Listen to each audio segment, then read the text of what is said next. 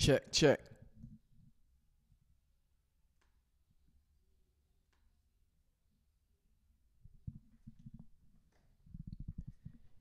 Peace, peace, family. We should be live. I'm starting late tonight.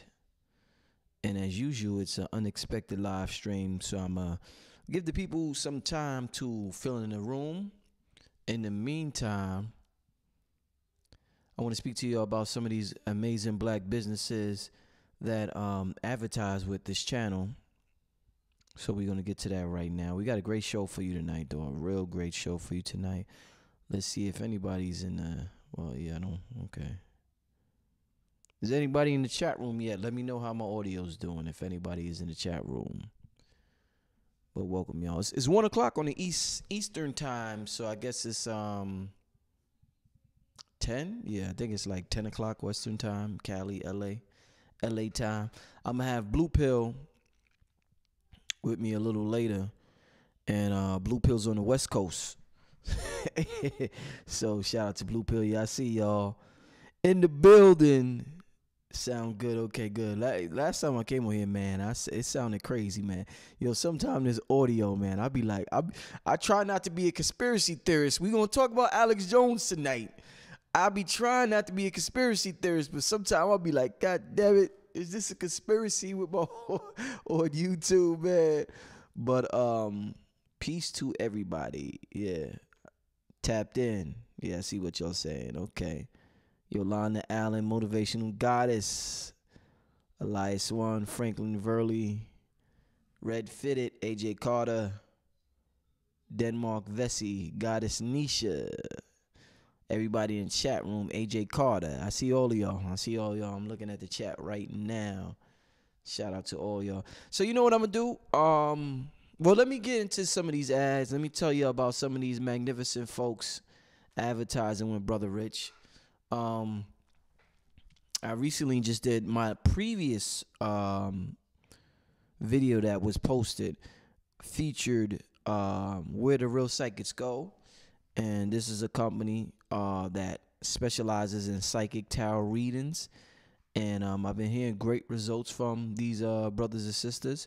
So shout out to them, Paulie, Lovely, Marie. This sister right here, I guess they're highlighting her for the month, Sister Marie. So shout out to her. And if you are interested in getting a reading, I advise you to holler at them. This is something, getting readings. Now, you know, this is my channel's primarily a metaphysical channel. And even when we analyze pop culture, politics, or whatever we do, hip hop, we do it through a metaphysical lens. And we always fuse metaphysics in whatever we do on this channel. So growing up, getting a reading was something I did. You know, when I was about I would say let me see, when I was about 21. I would say when I was about from 21 to 24, that was like I was getting readings like consistently from 21 to 24, and they were very helpful. So I know how helpful, you know, especially when you're on that road. Now we got the internet, so it's different now. You could, you know, there's so much information out there now, so you may not, you know, go to get a reading like how people did back in the day, but it's still recommended, me personally. Being on the phone with somebody and just kicking it with them on a personal tip, and them being able to tap into your aura, your energetic field is something great. So shout out to them. We also have the main person sponsoring the channel this month, Ultimate Black Trivia. Make sure you download this app. This is something, you know, when our kids are 13 and they don't know anything about black history, they don't know anything about the black inventors, anything, that's a problem. And you wonder why they grow up with an inferiority complex. So this Ultimate Black Trivia, our kids are on the phone, so we say, hey man, my kid is hooked on this iPhone or this iPad, I don't know what to do. Well, the least you could do, instead of him playing Fortnite all day, have him or her download Ultimate Black Trivia. And that's an app that you could get whether you have an Android or an iPhone, and they're gonna be featured this whole month. This is the go-to right here. So everybody go ahead and download Ultimate Black Trivia. You know what I'm saying? Also, Joint Balance Formula, Riverside Tai Chi. You know, you see the website right there. Make sure you show support. This brother getting it, man. This brother advertised on a regular, and people show him a lot of love. He was at the God Frequency Conference, and his product obviously works. He's always doing his thing. Shout out to Mike. Needs no introduction. You see his hats everywhere within the conscious community, grassroots community, whatever name you want to call it. Hip hop artists wear it. Jadakiss, Fat Joe, Umar Johnson, Brother Polite, Red Pill, Blue Pill. I mean, you see everybody wearing these hats. So just holler at the brother if you want to get fly and wear your crown. We don't call them fitteds, we call them crowns, as the brother says. Also, the brother King Simon got Shahrazad Ali. Ooh, that's just I think she's featured in the newest Hidden Colors, the one that's coming out later on this year. So she will be in New York, as well as Ashwa Kwesi. So shout out to them. Make sure if you're in the New York area, or if you want to see amazing lecture, make sure you come out that Sunday, April 28th. And the information is on the screen. Highlight King Simon, my brother, because King Simon is an amazing numerologist. He has help. I got readings from him. My girl got readings from him. Like, the brother, he's sharp at what he do. I got to get him back on the show. So shout out to King Simon. I got to get him back on the show. I'm going to have him on the show soon, doing what he do. You know what I'm saying? I think that will wrap it up with the brothers and sisters with the ads. The room is filling in. Time to kick it with the family. It's late, but we in here. Just got that panic though. Okay. Yo, oh shit. Yo, I gotta holler at Panic, man. Yo, Panic gave me the herb packs a couple of months ago.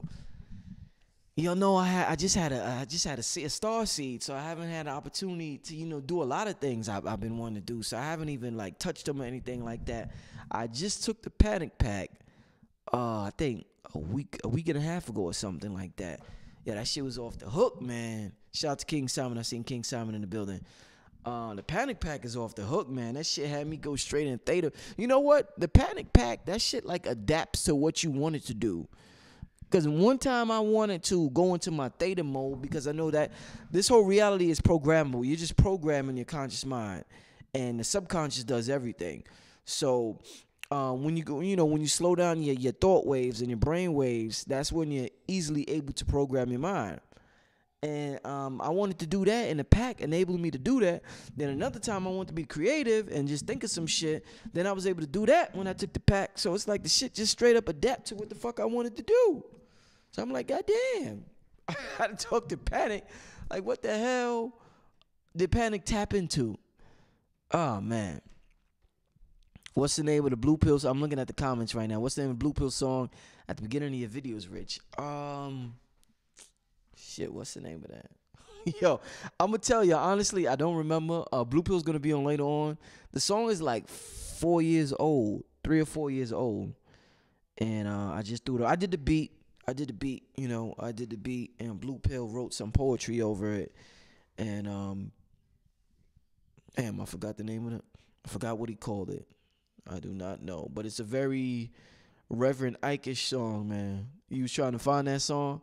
Yeah, we're gonna shoot a video to it. Red Pill is going to direct the video. I got this fire because of the support. Shout out to my Patreon subscribers. Oh man, I got so many videos. I've been slacking. Please forgive me. Please forgive me.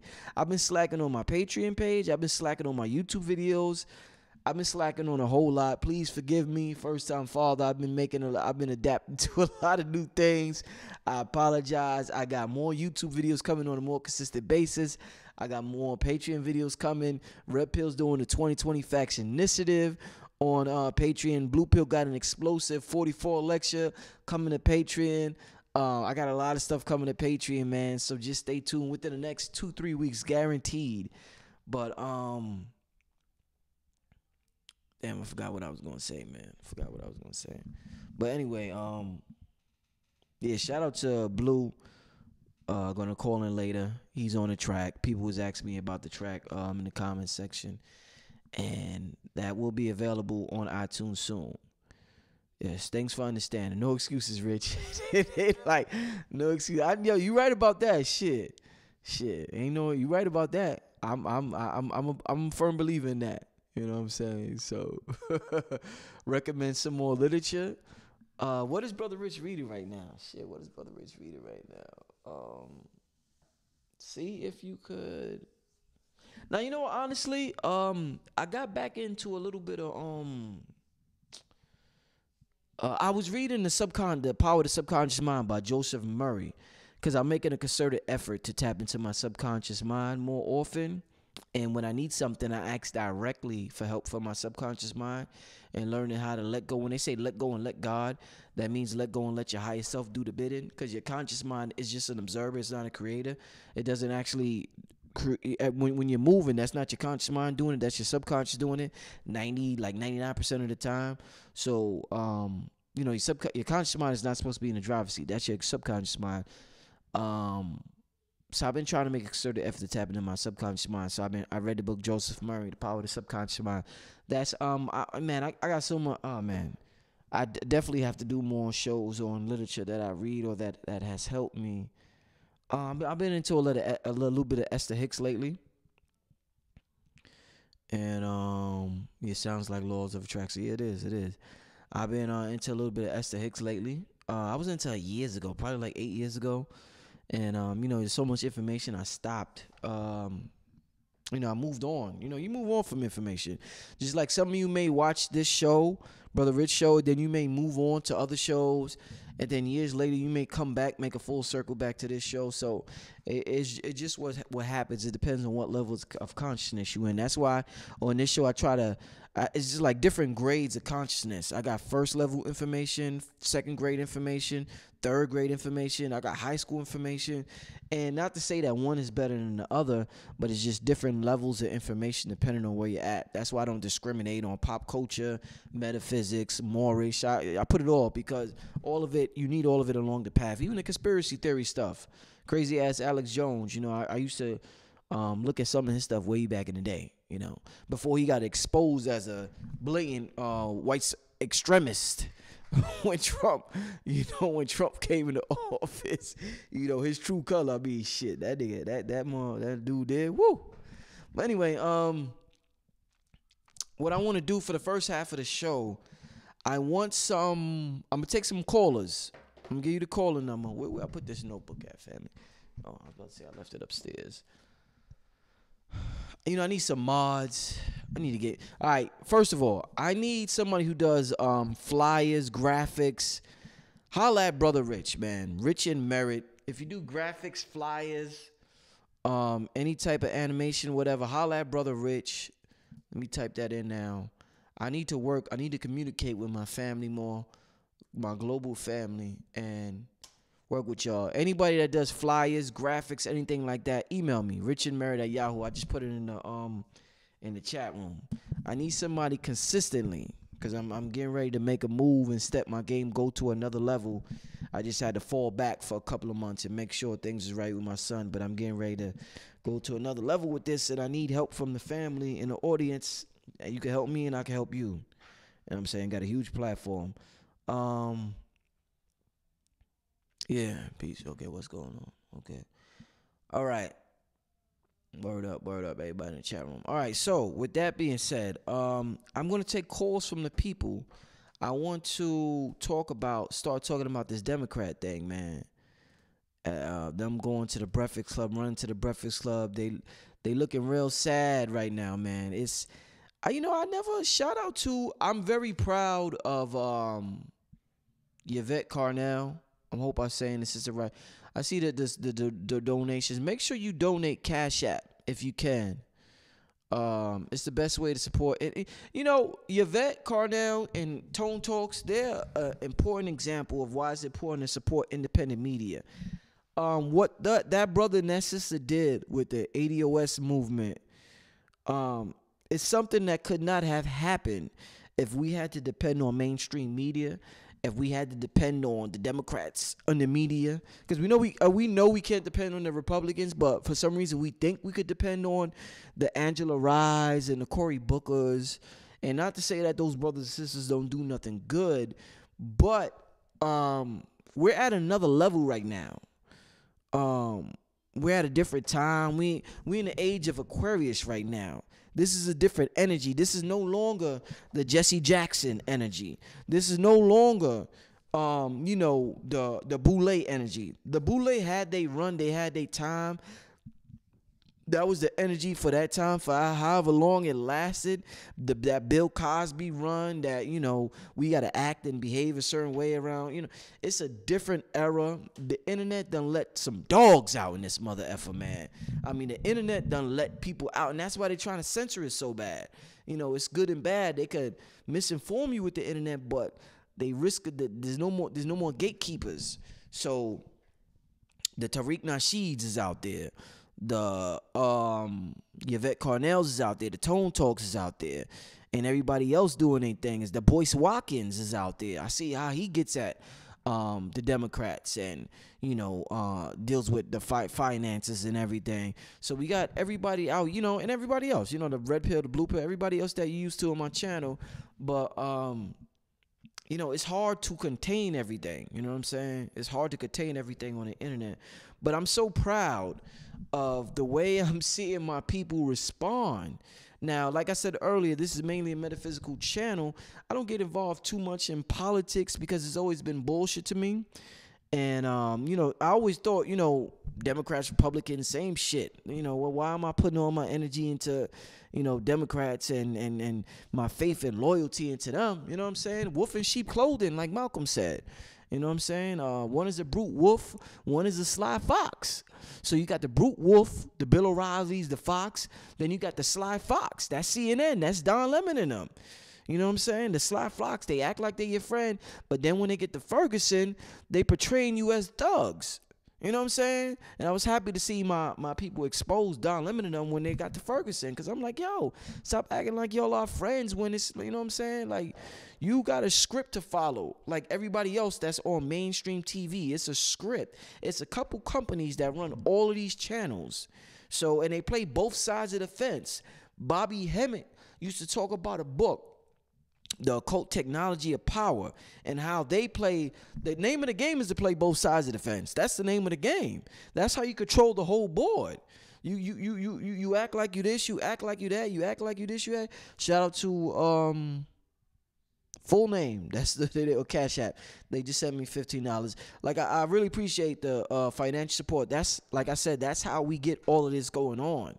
Whether you benefit from my channel, Tone Talks channel, Sarnetta's channel, anybody's channel, you benefit by supporting us, and that's how we're able to keep it going, because shit costs out here. You know what I'm saying? But the point I was trying to make is that it's just the occult technology of power. You play both sides of the fence, and we get caught up in the Republican Democrat game, and we get caught up in all of these black faces, and we think they're our friends, and and maybe I don't know if they know they're being used. Who knows if they know they're being used? Yeah. But with that being said, let's Phil Valentine said Obama's Malcolm X's son. Yeah, I don't know about that. I think Phil, I don't know where Phil got that information from with that. I'm going to just leave that at that. And I'm sure there's a good reason why Phil said that. Maybe he was trying to bring something out of us. But, yeah, I don't know about that right there. Yeah, somebody wrote Jason Black, Professor Black Truth. I hear about them brothers. I haven't had the opportunity to watch many of their programs. But from what I hear, they're politically savvy brothers. So I'm definitely going to watch them when I get a chance. Oh, Black Authority winning tonight? Okay, that's cool. Yo, but the Breakfast Club, man. Watching the Democrats go to the Breakfast Club, and it's been awkward interviews, like very uncomfortable. It's almost like, because the Breakfast Club is like, okay, we're for the people. Where, just like Fox, the Republicans run the Fox, Angela Rye has always gone to the Democrat the past, I think 2 years she's been going there or something like that. and the energy has just shifted. You can see it in their faces. You can see it in her face. You can see it in Charlemagne's face. And Charlemagne is giving her layups with the questions. And she's still like uncomfortable because she know the energy that's in the ether at this time. She know that, they putting hashtag buy ride like they was just loving her a year ago. But the energy done shifted now, man. And it's, you know what I want to ask the people tonight? How much do you think Kanye West, crazy ass Kanye, blonde hair, red hair, MK Ultra, Trump loving, MAGA hat wearing Kanye West, he done lost his mind. But there's good and bad in everything and in everybody. The good thing Kanye did is he planted a huge seed of mistrust within the Democratic Party for black people. One thing he kept stressing is that you can't, the Democrats, he kept dogging the Democrats, kept making this bipartisan issue. And I'm like, in my mind, I'm like, yo, people I know, we don't give a fuck about Democrats or Republicans. But I'm glad he did that because there's a whole sector of black people that do care about the Democrats. So maybe it wasn't for me. That message wasn't for me. It wasn't for the conscious community. It wasn't for the grassroots, because we don't care about the Democrats and or the Republicans. They're one and the same to us. But there's a huge sector of black people that has put all their trust in the Democratic Party. So with Kanye saying that, as influential as he is, it makes them question things. And even I seen, Charlemagne say, well, I don't, you hear people talk different now. Like, I'm not really I'm pretty much both, or I'm independent. He was a disruptor. He was a huge disruptor in politics. Not to say that, I'm for Trump or I agree with Kanye. Kanye has lost his mind with a lot of things, but we all have lost our mind with a lot of things. That's just the way this life thing is. We lose our mind with some things. Life gets to us sometimes. So, he do what he do, and I don't put much faith in celebrities. Anyway, they're good at what they do, entertaining, whether, it's music, athletics, or whatever it is. So shout out to him. He's a genius in his own right. But I'm a little congested today, family. Oh man, I'm snowing and a little congested. I don't know why. But yeah, man. So shout out to Kanye with that. I'm glad he did that. But the Democrats, Kamala Harris had to go there twice. She went there once, looked awkward, felt bad, had to go there a second time. Look, just as awkward the second time. The comment section, oh my God, the comment section is crazy. I've never seen a comment section like that on the Breakfast Club. The way our people was responding is amazing. I'm very proud of our people. Like I said, I'm very proud of Yvette Carnell, Tone Talks, Tariq Nasheed. Tariq Nasheed, very, very popular brother in the grassroots movement, and him using his influence to take that movement, push it to the top. Very proud of them. Like they said, I think it's Professor Black Truth, or whoever else is dealing with the ADOS movement. We on code. Yeah, I hear you. Yeah, that's a phrase I always hear Tariq use, staying on code. Nelly Fuller used to talk about that.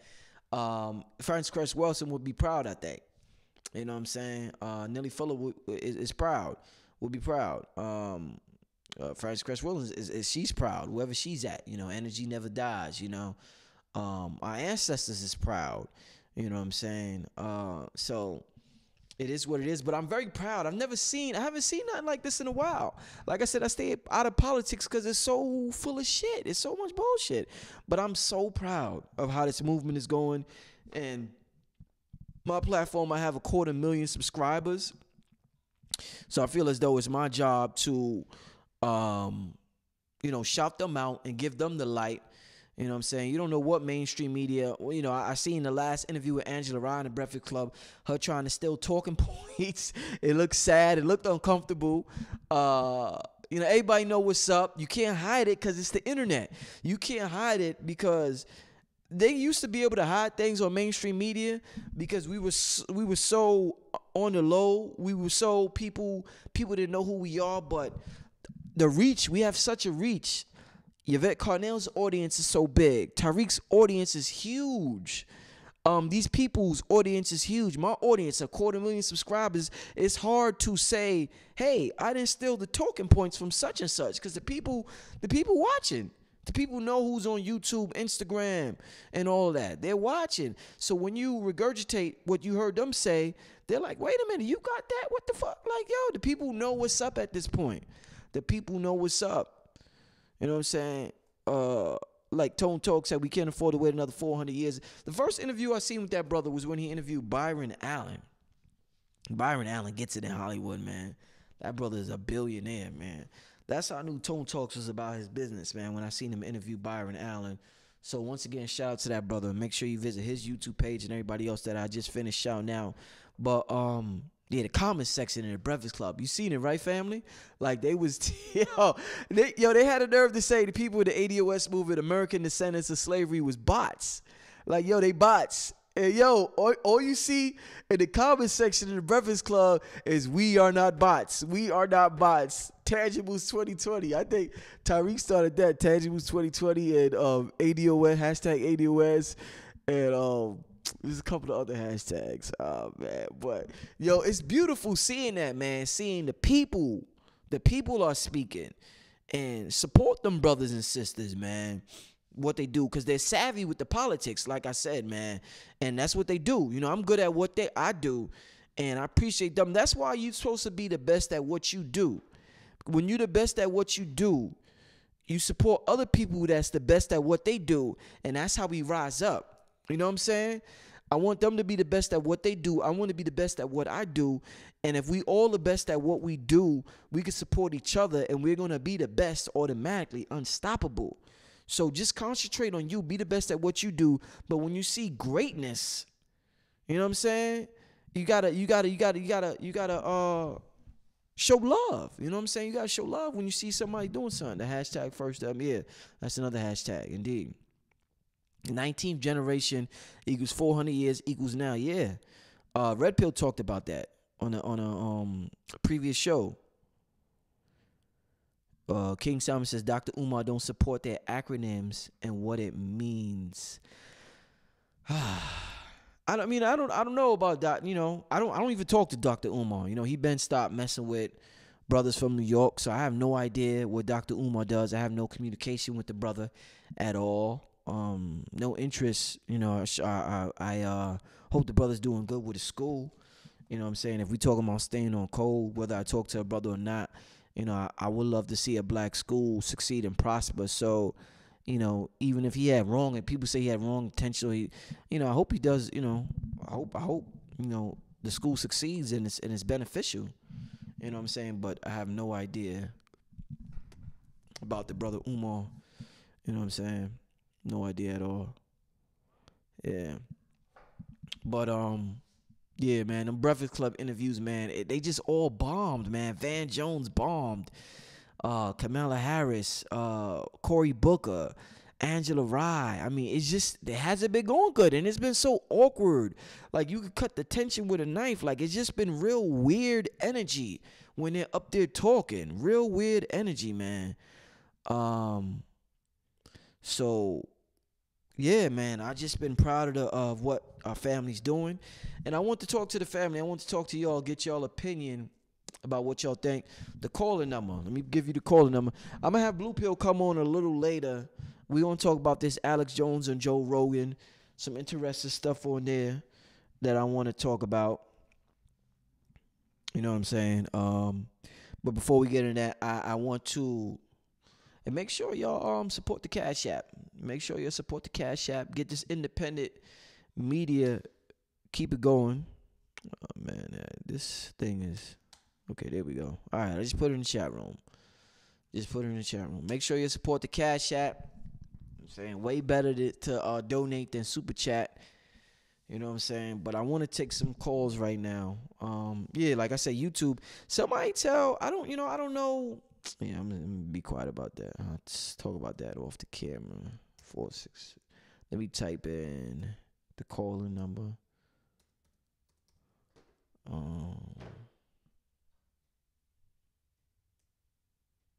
Peace and love from Texas. What's up? Estevan Rodriguez. Uh, Shout out Joseph Carter just sent $5 Cash App. Shout out. It's independent media thing. Kanye West said, they said, Strategy King said, shout out Kanye West ahead of his time. Kanye still cooning though. He still be cooning.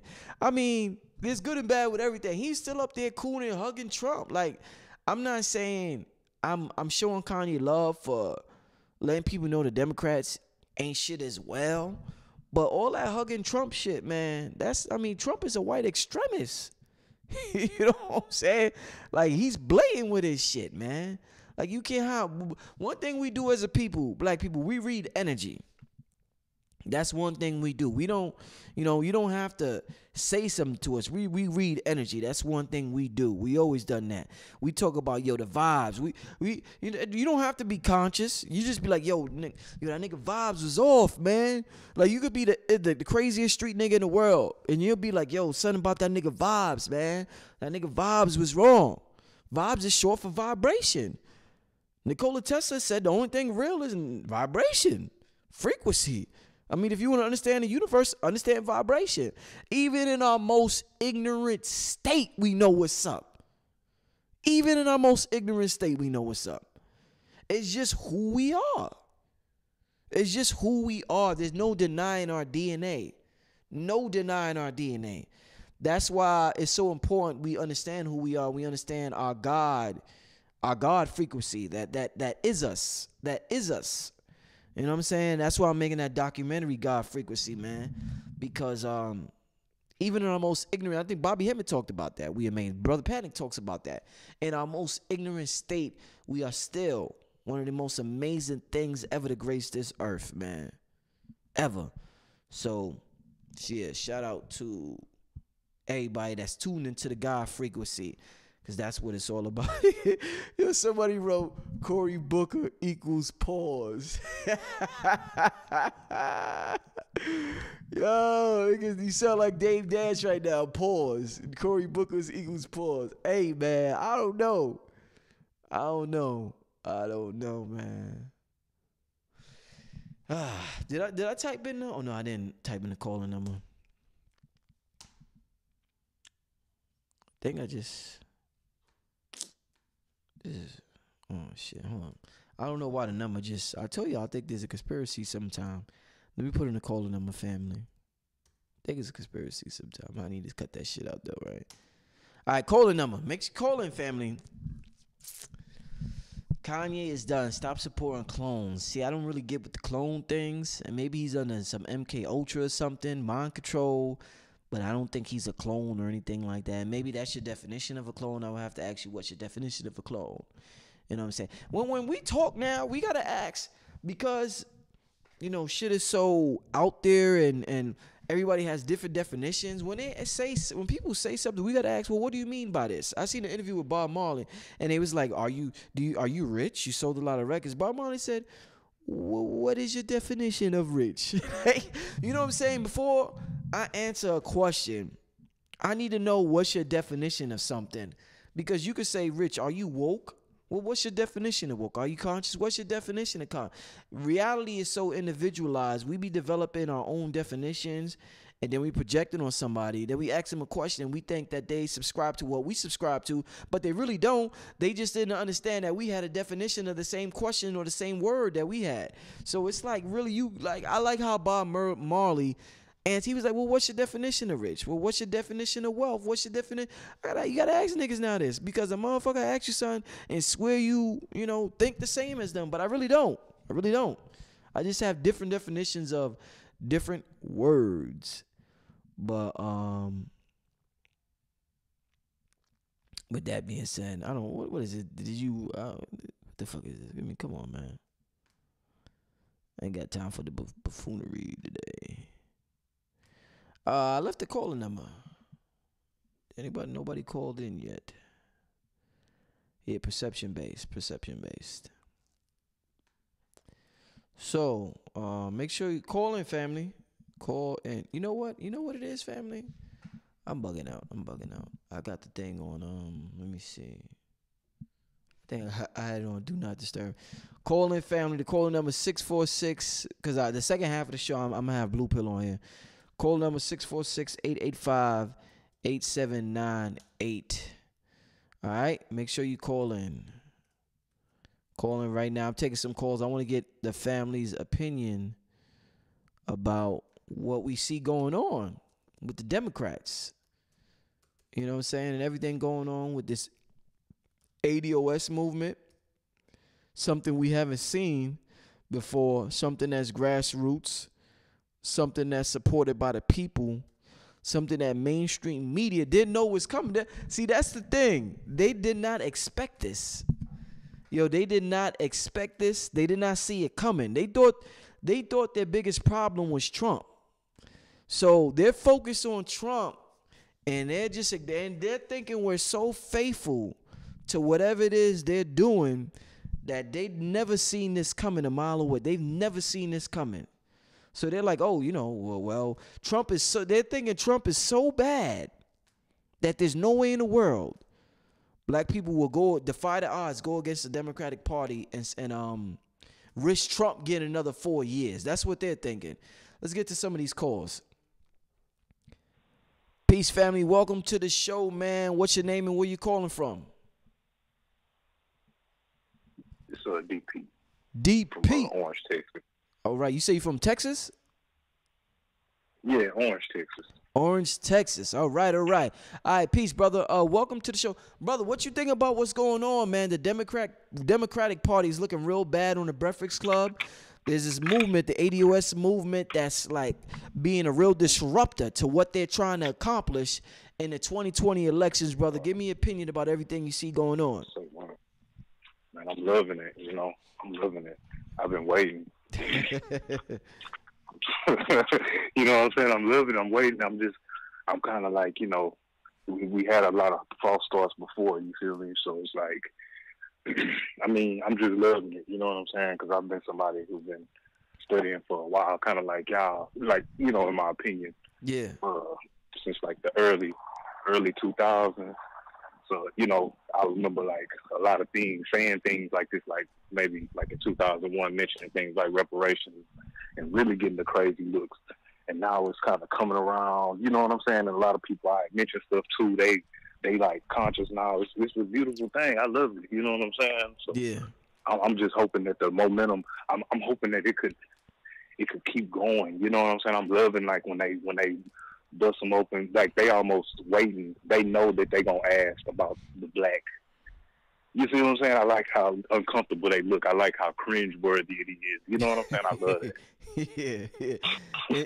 Indeed. Did you see the last interview with Angela Rye when she was stealing talking points from Yvette and Tyreek and all of them? Did you see that? No, I don't think I saw that. I'm not sure who Angela Rye is actually. Okay. She's a CNN correspondent, a Democratic CNN. I believe she's a CNN correspondent, but she be representing hard for the Democratic Party, and she's a frequent visitor on the Breakfast Club, and she keeps us updated with politics.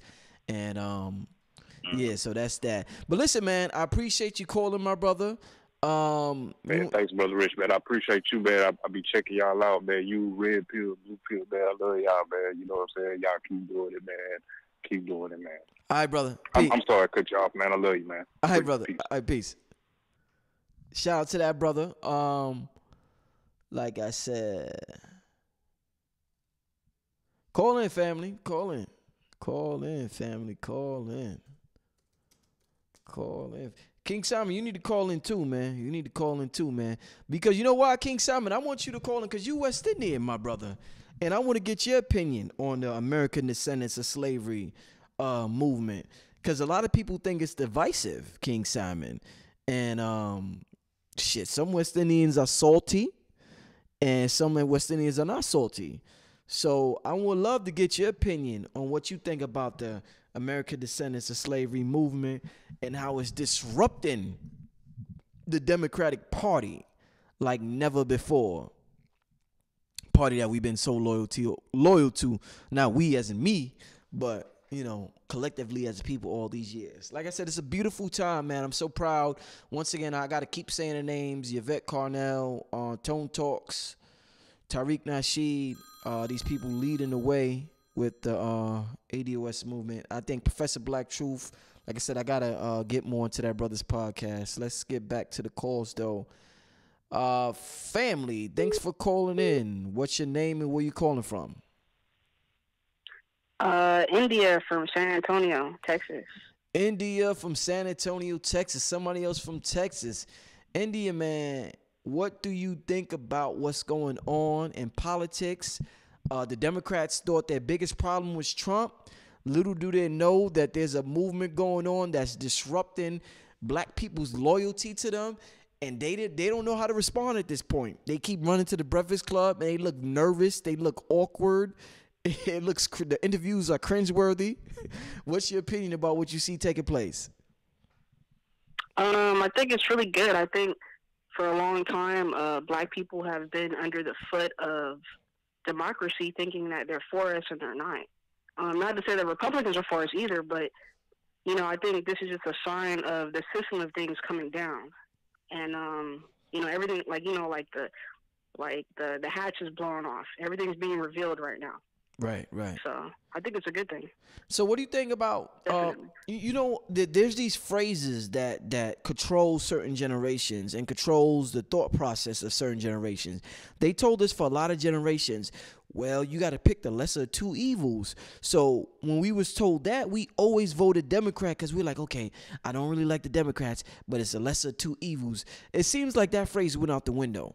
So are you upset that we're risking Trump being in office another 4 years? I'm actually originally from California, so in the past I actually had more Democratic views. Mm-hmm. But as time has gone on, no, I don't think we should worry about Trump being in there another 4 years, because at the end of the day, like, black people have been suffering irregardless. You know what I mean? Like, so whether he does another 4 years, I really don't feel like much is going to change between him and a Democrat. The only difference is that Trump pushes us to he pushes black people to really see that the government don't give no curse words, but the government don't give a crap about us. Right. You know what I mean? So this is just really kind of showing it, so we can really see that the government is not for us. Indeed. Not the way that it is right now, unless we have to, things have to change. Indeed. So, Indeed. That's my opinion. I agree with you 100%, and I appreciate you calling. Oh, thank you, brother. Okay. All right, peace. All right.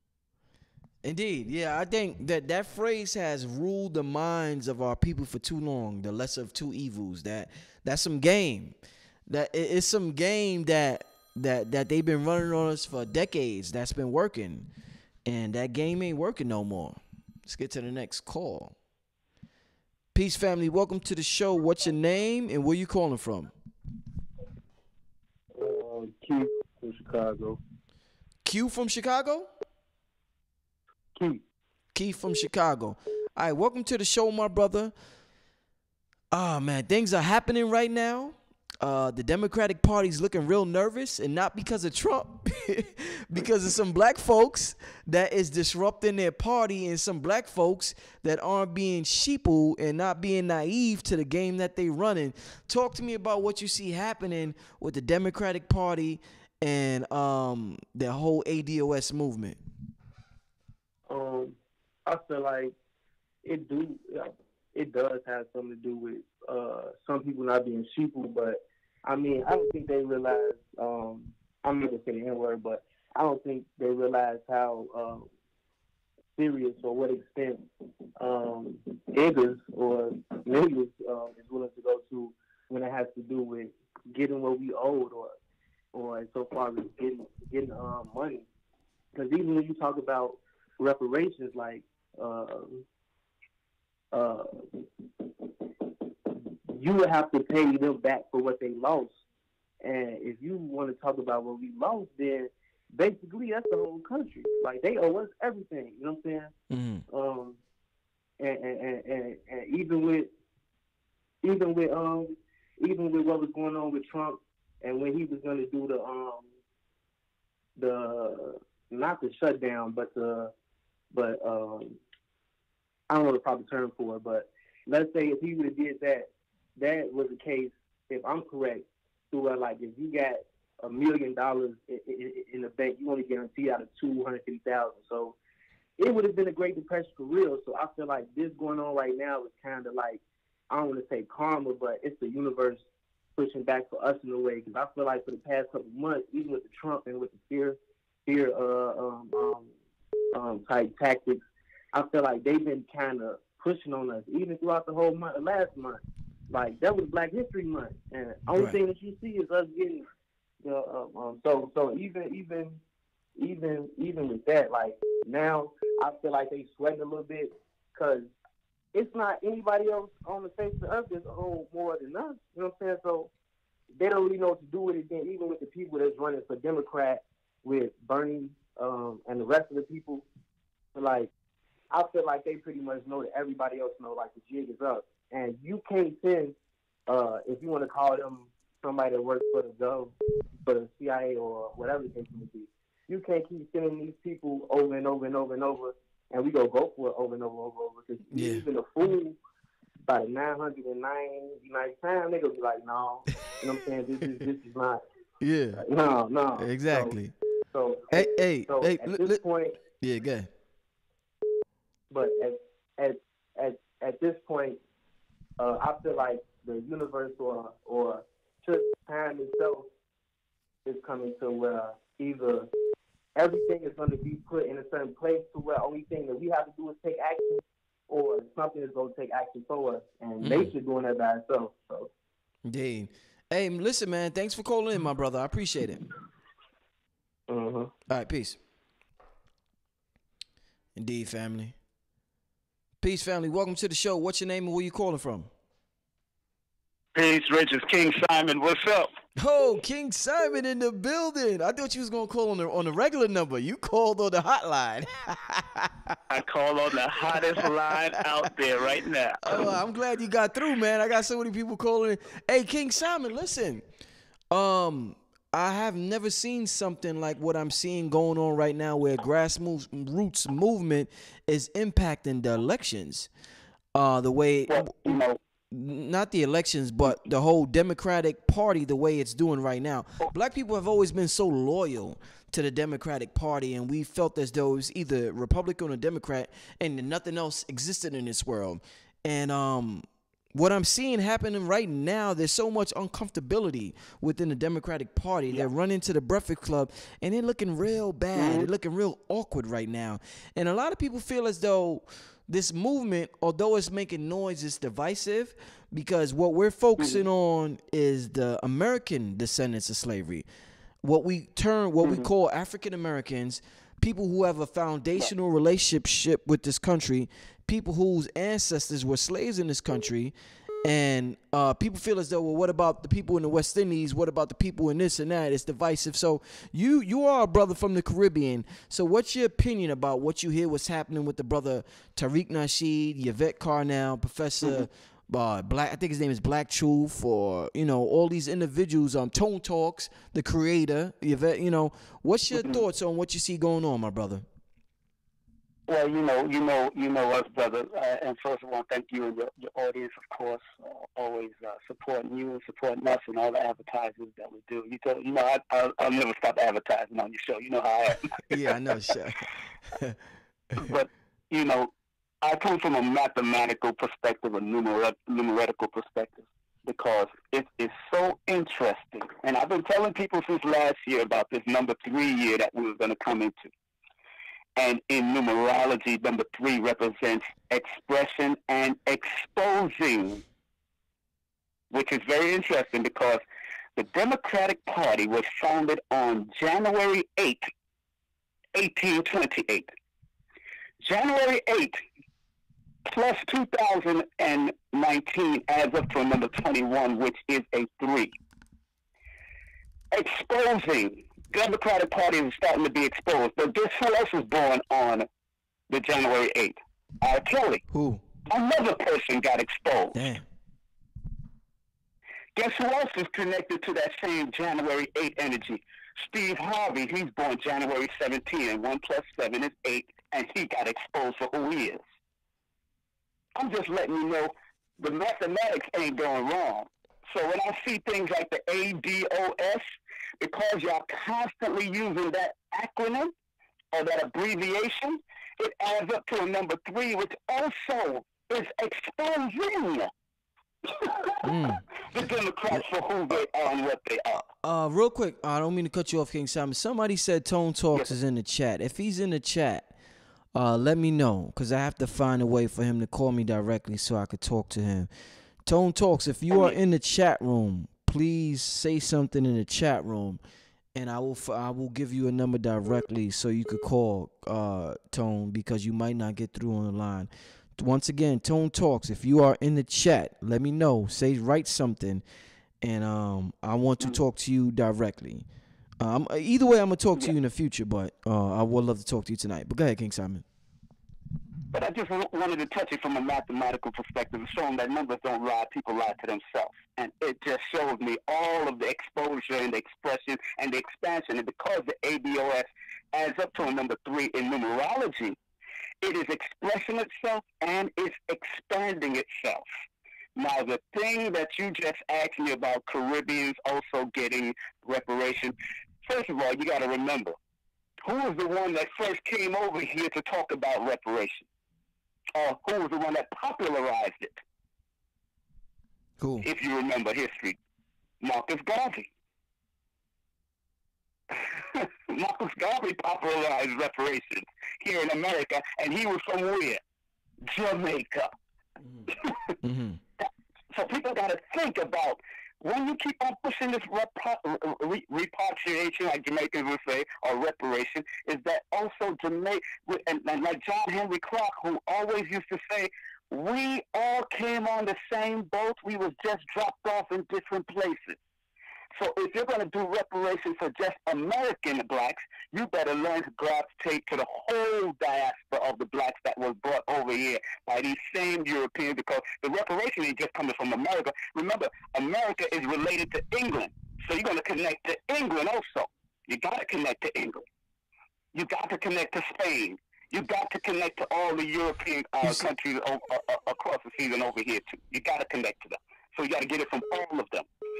Now, this is a start. If they make it happen in America, they can make it happen all over the place. So this is a start. I don't mind them starting, but they're going to have to fight for everybody after that. So you see, King Simon, I guess this is the point they're trying to make, is that we're not talking about the whole diaspora right now. What we're talking about is the American descendants of slavery right now. We could get to that. We could get to that at some point. It's just like you know, the people, the brothers. Let me give you an example. The brothers in South Africa, the brothers and sisters in South Africa. You heard about them rebelling against the white people over there? Of course. We did not say, well, what about us over here? We just supported them. What the ADOS wants, what I'm assuming, and I'm African, what they call the African American, so I could assume this is what they mean when they say ADOS. I'm in full support of the movement. I love it. But I'm not the creator. I'm just, you know, I love what I see, what's going on. What they're saying, I assume, King Simon, is just support it. Why do you have to say, I support it, but what about it? We did not say that when it came to South Africa. We just supported it. We just said, about damn time y'all getting it busy over there. So what they're saying, I assume, is that why can't you just say, about damn time, the people who have a foundational relationship with America get it popping? Why do you have to find a way to say, well, you know, Marcus Garvey, or, well, you know, the African diaspora? Why can't you just support the ADOS movement without saying, you know, anything else? No, see, because it's only just part of it. It's just like if it's just one part of us get it, if that's the start, like I just said, it has to be a start. There has to be a beginning. When Haiti did their revolution, that stemmed and went across all of America also. So they have to be a start. So it's all right with the start. And if they do get it, that's fine. So once they get it, are we going to help the others? It has to be done. You gotta, because if you're only helping one, you can't. Everybody, one person can't get one and get reparation, and then all of us don't get it later on because everybody's been affected by it, especially in the Caribbean and in America too. So if it's a start here, let's start it right here. This is where the foundation, this is the crown, this is where we're going to start it. Let's do it, and then spread it across diaspora in the next 10 to 20 or 50 years, whatever. But it has to be done. It has to be done. Because that's gonna what the ADOS is doing now is gonna propel the other Caribbean countries, or what we call the OAS, because it is called the OAS, the Organization of American States. That is what the Caribbeans are called. The OAS, the Organization of American States. That's what they call them. So let's be real. They are connected. They just keep that division going. So yeah, it's gonna happen. It's gonna have to happen. But let's start it here if that's what the ADOS is gonna be doing, because they're destined to expand. That's what their numbers telling me, and they're destined to expose the Democratic Party because black folks was originally Republicans. We keep on forgetting that history. It's to the republic for which it stands. We Democrats came in January 8, 1828 was the first time Democratic Party was founded. So we got to go back. We got to understand this stuff. So, it is what it is. I know you got more callers, my brother. Indeed. I hope Tone is in the building. Tone Talk is in the building. Let's bring him in and let's have some fun. Let's see what's happening and let's get the information from him. I didn't see. Okay, right. I appreciate you calling, King Simon. Thanks a lot, everybody. Before you go, hold up, King Simon. Before you go, everybody, let me put this on the screen. Make sure. Hold up, King Simon. Let me get this right. Oh yeah, the numbers, baby, the numbers, and Ashwa Crazy and Shahrazad. Everybody, make sure Sunday it's on the screen. Sunday, April 28th, Sister Shahrazad Ali, Baba Ashwa Crazy in Brooklyn, New York. King Simon Productions. Hey, Rich, St. Francis will be booked that day, so we're going to be moving it to Harlem, actually. So I'm coming to Harlem. I'm just going to confirm the venue in Harlem this week. We're coming to Harlem with it. I'm going to change that. I'm going to send you the new banner with that. But we're coming to Harlem, but everybody can go to my website, KingSimonProductions.eventbrite.com, and we are live streaming, but we will not be live streaming Ashra Crazy's part. He still don't want to be recorded. Only Sister Shahrazad, for the first time ever, will be live streamed across the world with on this live stream, USALivestream.com. So hey, just go to my website, KingSimonProductions.eventbrite.com, and get those early bird tickets and come on out. Young people are free. 17 years and younger, young people are free. Bring them out, and we're going to be on live stream, USALivestream.com. Thank you very much, Brother Rich. I know you got a lot of people ready to call in. Yeah, I appreciate you calling with the numbers and your input and everything else, my brother. And we're gonna do a show soon on the on numerology and all that. So we got to catch up because I want to come inside there and do it. I want to come in and do it. You in New York now? You in New York? Yes, sir. Yeah, I'm back. Okay, yeah. Cool. All right, I'm gonna call you tomorrow. We're gonna talk. Okay. All right, brother. Peace. Peace, family. Welcome to the show. What's your name and where you calling from? Yeah, hello? Yeah. Yeah, this is Andre. I'm calling from Missouri. Andre's from Missouri. Missouri. Yes. Yeah. What do you think about? Wait, hold up, brother. Damn, you excited, man? Calm down, brother. Calm down. Oh, my bad. Yeah, calm down, brother. What's your thoughts on what's going on with the whole ADOS movement, my brother, and the way the Democratic Party is looking right now? All right. Well, so the previous guy called. You sound West Indian. You Caribbean? Yeah. I'm Jamaican, man. Well, let me. Okay, good. Let me rephrase that question. That I hear your accent. Do you think this movement is divisive, my brother? Is this divisive to you? No, I don't believe it's divisive. Okay. And the reason why I say that is, I believe that yes, Black Americans were here, right? They were slaves here in this country. So I believe that a movement should be start within that diaspora to get reparations for what happened to them and their descendants in this country, right? Now, let me show you another example. Like Kenya, for example, right? You have Kenya as a whole country, but the British gave reparations to the Marmar people, which is a tribe, separate in Kenya. So the Kenyan government didn't ask for reparations from the British, but that tribe within that country asked for reparations, and they got it. So Black Americans in the greater America can ask for reparations through the court systems, and they should get it. You know, because if they want to break it down as a tribe or whatever. So I don't think people from the Caribbean should go against that. And what's happening is a lot of people from the Caribbean should know that the CARICOM, which is like a nation of all the Caribbean, a community of all the Caribbean islands come together. They have been fighting for reparations from the British for a long time now. You know, it was spearheaded by the Prime Minister of St. Vincent. And this has been something that's been going on. The previous Prime Minister of Jamaica has been asking for reparations. So it's been something that's been going on within the Caribbean, but I don't think a lot of Caribbean people actually know the backstory of what's going on. You get what I'm saying? They just hear things. They don't actually do the research and know what's really going on in their diaspora.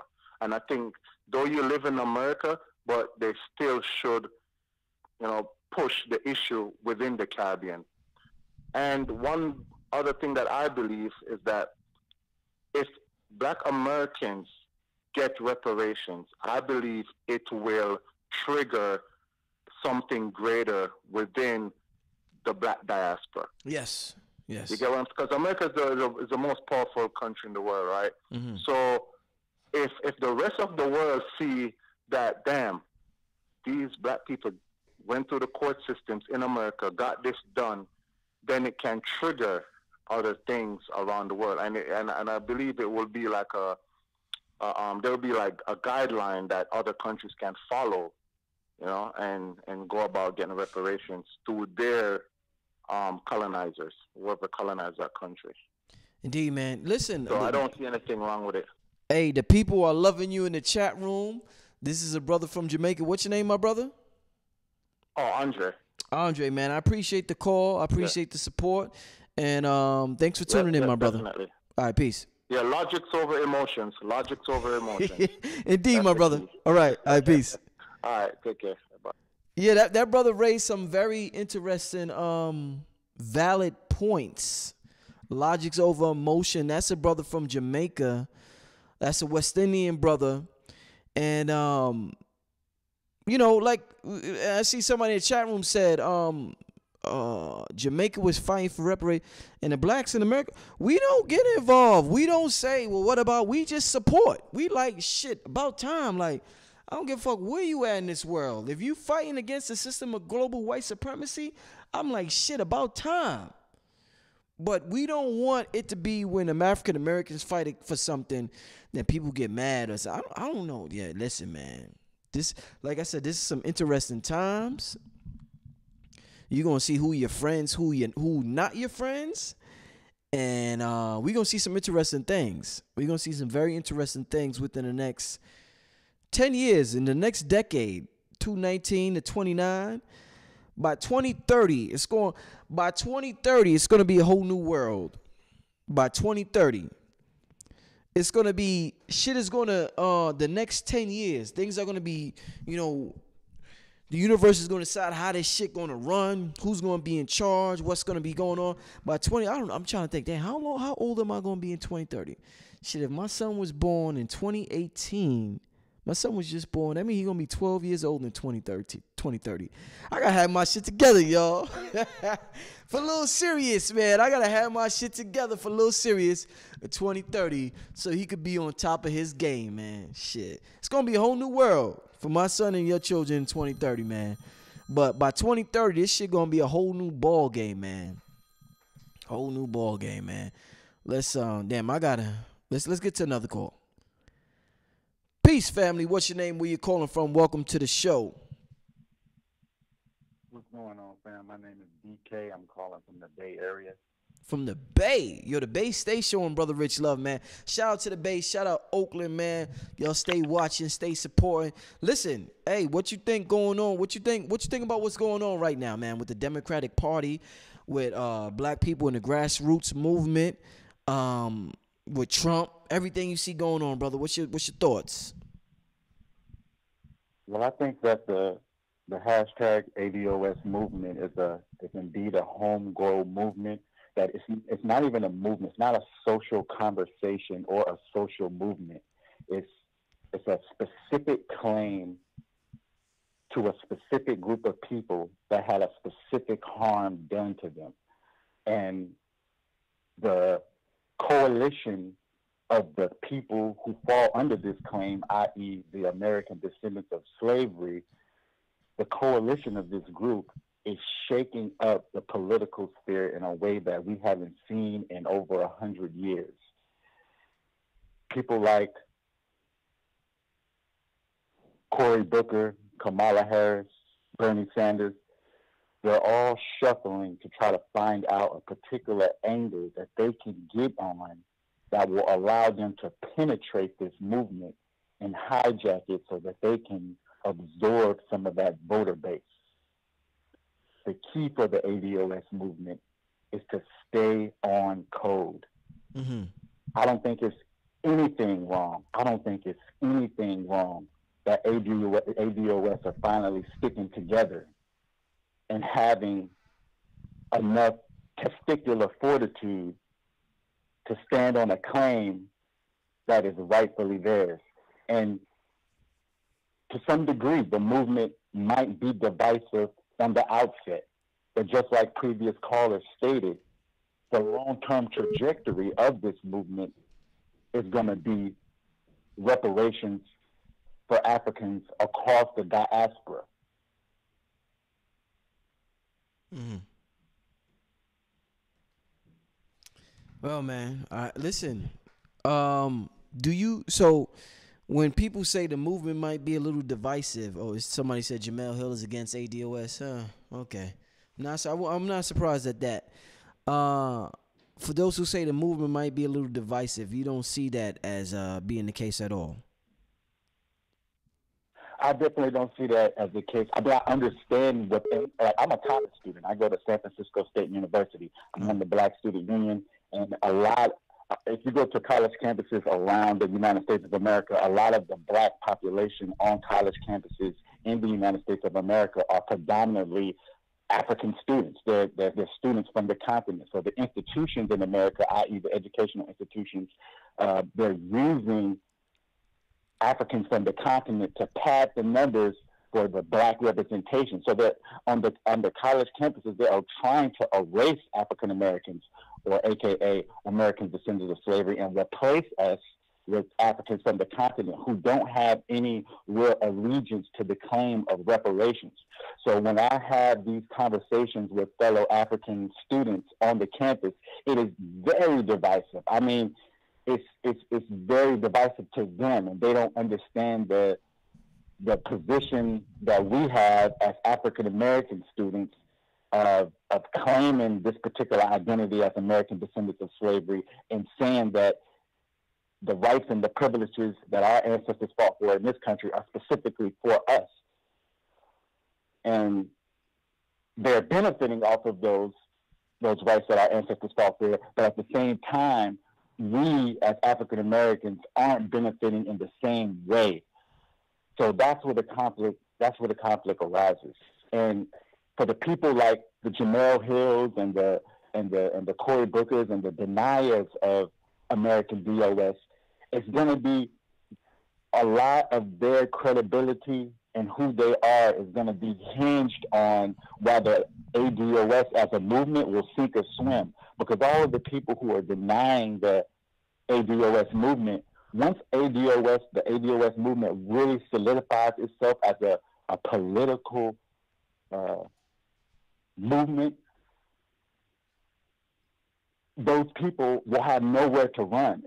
You're not going to, at some point, what I'm trying to say is at some point, you're not going to be able to deny the ADOS movement for what it represents and what it is. You're not going to be able to deny it. So it's going to be interesting to look at those people in hindsight and see how they either, shuffle to get on board with this train that is moving full steam ahead, or they're just going to get their head knocked off and it's just going to kind of roll down the alley, and we're going to see those people and look back on them like, wow, these were the people that were denying one of the most powerful movements that this country's ever seen. D, man. Listen, I appreciate you calling in, my brother. No doubt. Peace. Once again, family, if Tone Talks is in the building, will you say something in the chat room? But if Tone Talks isn't in the building, I'm going to get in touch with him. I'm going to get in touch with him, family. Him and Yvette Carnell. I want to have them on the show in the near future. Let me turn this down. I want to have them on the show sometime within the next week. So, but if he's in the chat room right now, I would love to talk to him tonight.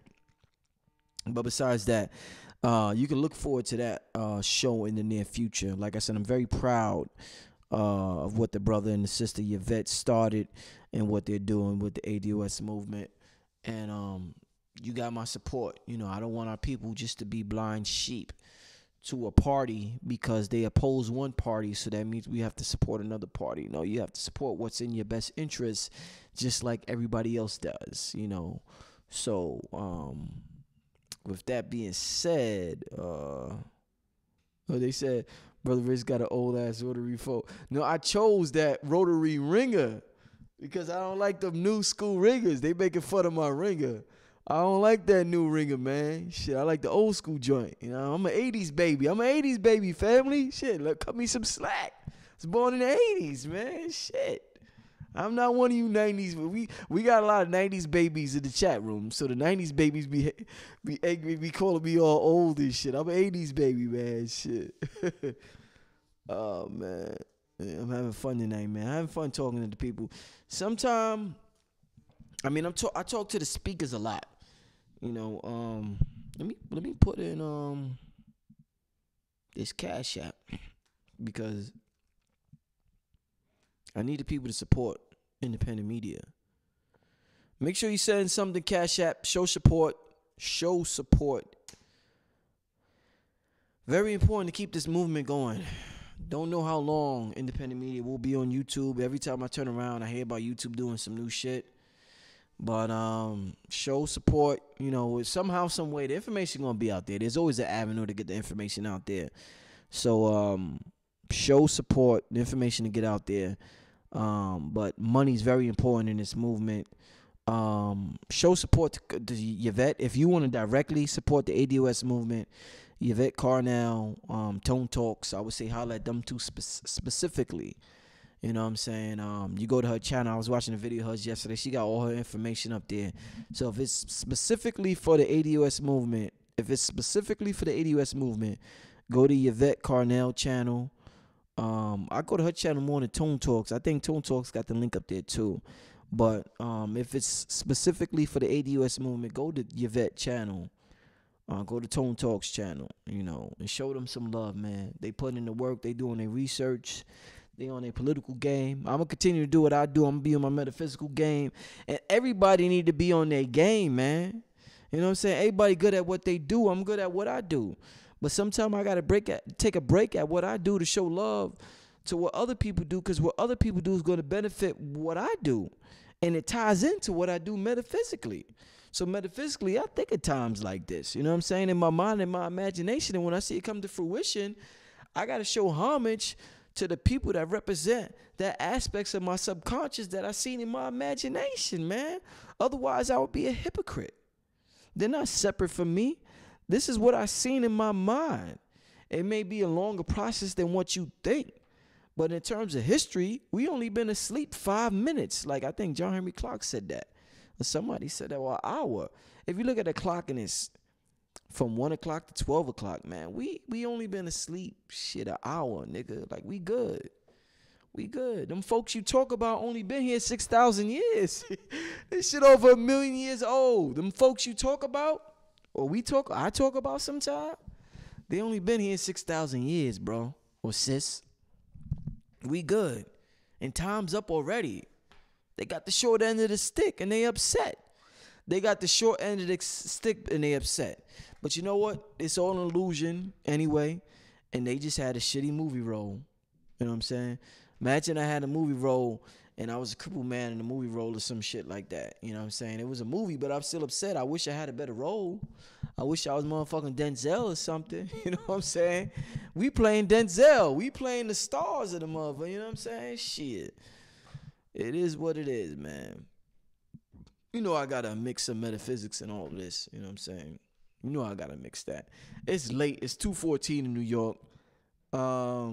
Rich or fool. Yeah, you know, you gotta.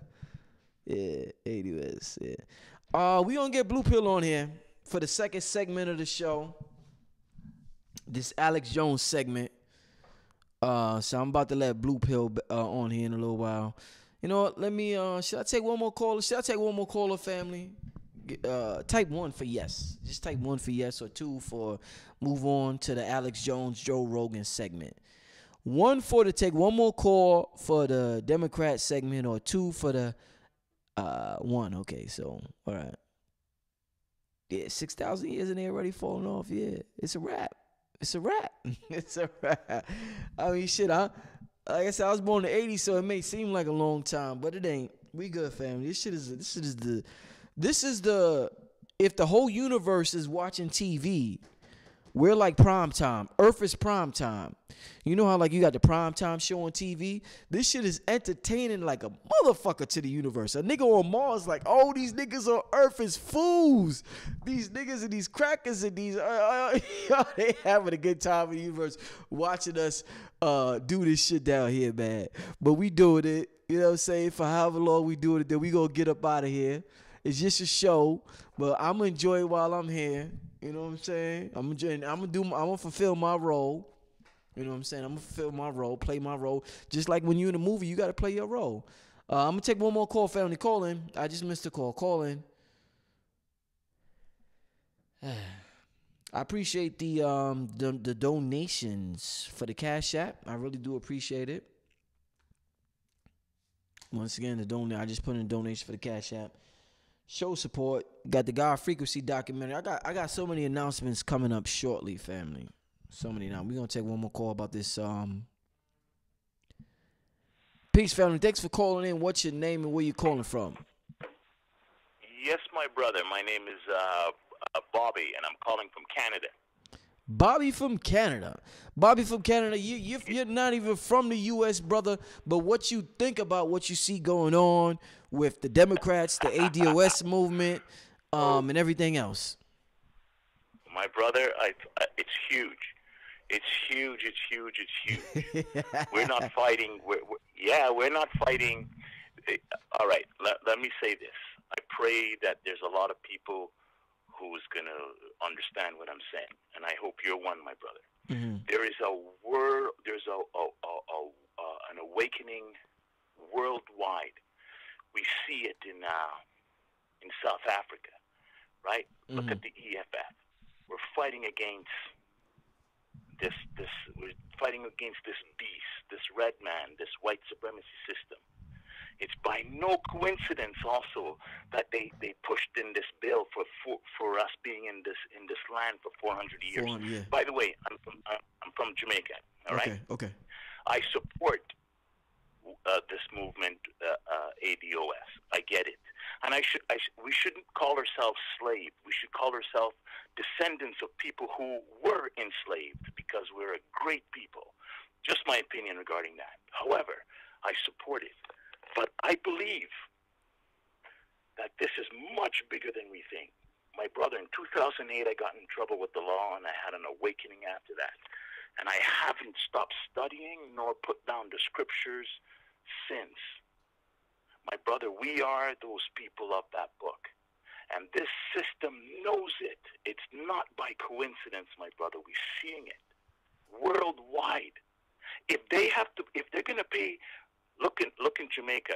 Our country been fighting for reparations for 7 years. Like, there was a couple of callers before me, very eloquently spoken. The gentleman is right. The system. How did America get formed? From what? Great Britain.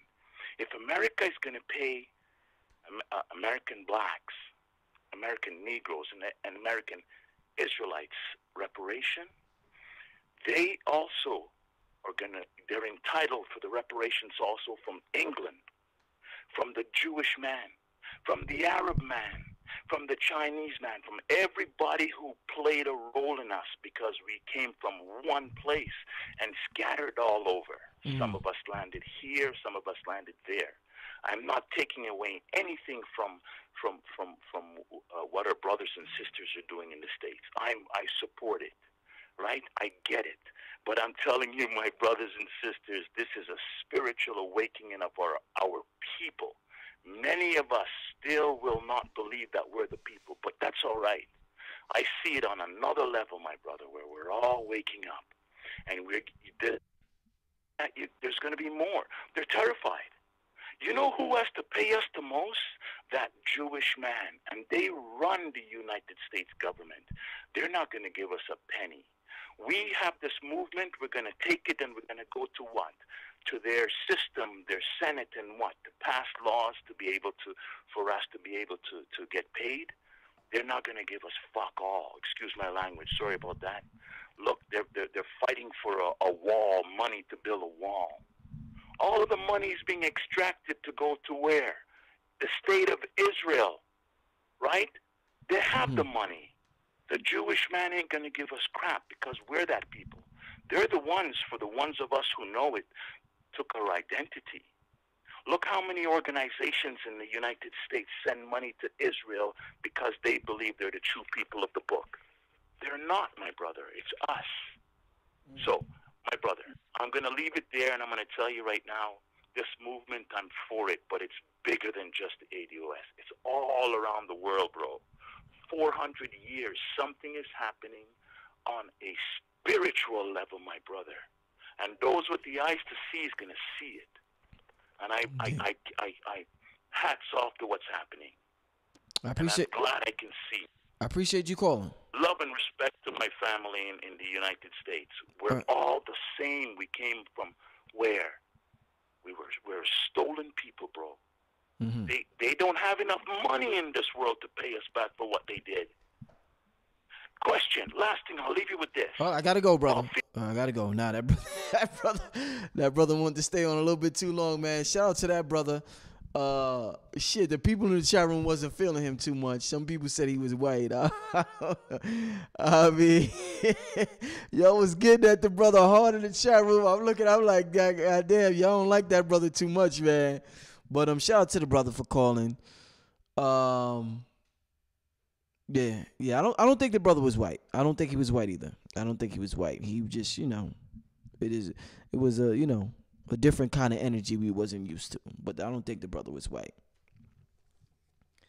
You know what I'm saying? Yo, I appreciate y'all in the chat room, man. You're funny as hell, man. All right, so I guess we gonna move on. Once again, let me put the donation link once again, man. You can never put that up too much.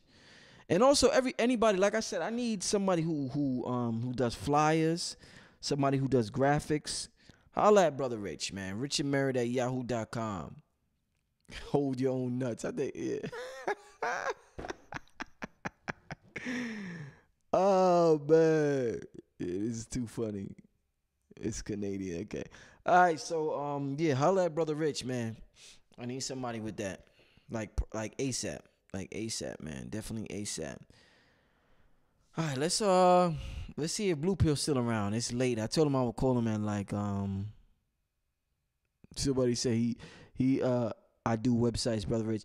I need graphics, brother. Banner Street said I do website. I need just like flyers, like how when I post a YouTube video and a thumbnail picture comes up, I need like custom thumbnails. And I just need flyers for things that I want to promote. I got a lot of things coming up that I want to promote that I need flyers for. That I need somebody ill with that. So holla at Brother Rich. If you we do flyers also. Well, if you do flyers, call me. Holla at me. richandmarried@yahoo.com. RICHINMERIT@yahoo.com. And let's talk. Banner Street. Let's talk. couple of people I gotta holler at right now that hit me up on the email. King Simon, I know someone. Yeah, I know you know someone. I thought about hitting you up. I like your flyer for Charizard and Ajwa-Quazy. I thought about hitting you up, brother. So, I'm gonna hit you up. What happened to Brother Polite? I don't know what happened. Did something new happen to Brother Polite? I don't know if something new happened to Brother Polite. You know, I haven't had Brother Polite on the show in over a year. What's up with Brother Polite? Does anybody know what's up? I know Brother Polite is having a seed. I texted him the other day. I told him congratulations on the seed. At the end of the day, whatever's going on, the brother always showed love and respect to my queen and myself. And the brother actually helped out when I needed health advice. I always talk about KT, but Brother Polite always helped out in terms of health advice when I called the brother. So I definitely appreciate. You got to appreciate, regardless of what. So you got to appreciate the good in people. And I don't know everything that's going on, but I definitely appreciate Brother Polite for the help that he has done for me and my queen, and the health advice. He's very good when it comes to health. As you know, he does a lot of things, but when it comes to health, the brother's dope, and he's helped me a lot. So I have called him, but I don't know anything new going on. So for those who ask, I'm not sure what's going on. He's still a scammer, yeah. Like I said, I don't know. I haven't frequented his channel lately. I did text him and tell him congratulations, you know. But I haven't frequented his channel, his channel with information lately. Seen his Instagram, you know, but that's that. Anyway, all right. So we're gonna move on. Somebody said, Rich, y'all should publish a monthly reading list. Yeah, we should. I'm thinking about it. Definitely thinking about it. Think that's something that'd be good. Let's get Blue Pill on the line, because it's getting late. Let's get Blue Pill on the line. Let's get Blue Pill on here, man. Yeah, black is the essence from all other colors are derived. You're right. I'm calling Blue Pill family. Power your subconscious mind. Yes. Where's Cambada? Yo, me and Cambada made a track the other day. Peace, love, and light. Blue Pill, hold on. Let me respond to this comment I seen. Listen, no Talent Studios. Me and Cambada made it. First of all, Holy Ghost 2 coming soon, family. Me and Cambada made a track the other day. That's just amazing. But our first single for Holy Ghost 2 is amazing. The Holy Ghost 2, you know how you got an album with you got a single, and then you got album cuts. Holy Ghost 2 is all singles. Like, it's all single worthy shit. It's not 1 or 2 or 3 singles and then it's album cuts. It's all singles. It's shit that could all be singles, that could all be videos for. It's better than Holy Ghost 1. It's some of the best work I've ever seen ever. My beats with Cambada, bro, sis, it's phenomenal. And I'm gonna just leave that there. Like I said, I got major announcements coming, about 5 or 6 of them coming within the next 2 weeks. So I'm gonna just leave that there. But thanks for asking about Cambada. Yeah, Cambada Mind is fire. Yes, indeed. Oh, Blue Pill, since you here, everybody keep asking, Blue, what the hell? And I forgot. What the hell is the name of the song we did, bro? That I'm playing. What the hell is the name? Oh, that's called Humble Pie. Humble Pie. There we go. Humble Pie. Humble Pie. Yeah, Humble Pie. God damn. Yo, Shout Blue. Shout out to motherfucking Cambada. Blue. Shout out to Red Pill. Yeah. Blue, you know what my plan is? I haven't talked to you because you in Cali. And I don't know what's up with you these days because you don't call a brother and you just left New York. But my plan is, my plan is I want Red Pill because I got the Black Magic camera. Shout out to the Patreon family Shout out to, like I made an announcement earlier. Blue Pill Red Pill has the 2020 Facts Initiative coming on Patreon. Yes. Blue Pill got the 44 lecture coming on Patreon. He was supposed to give it to me a week ago. Patreon, I don't know what happened. I talked to Blue Pill. Blue Pill, what happened? I don't know.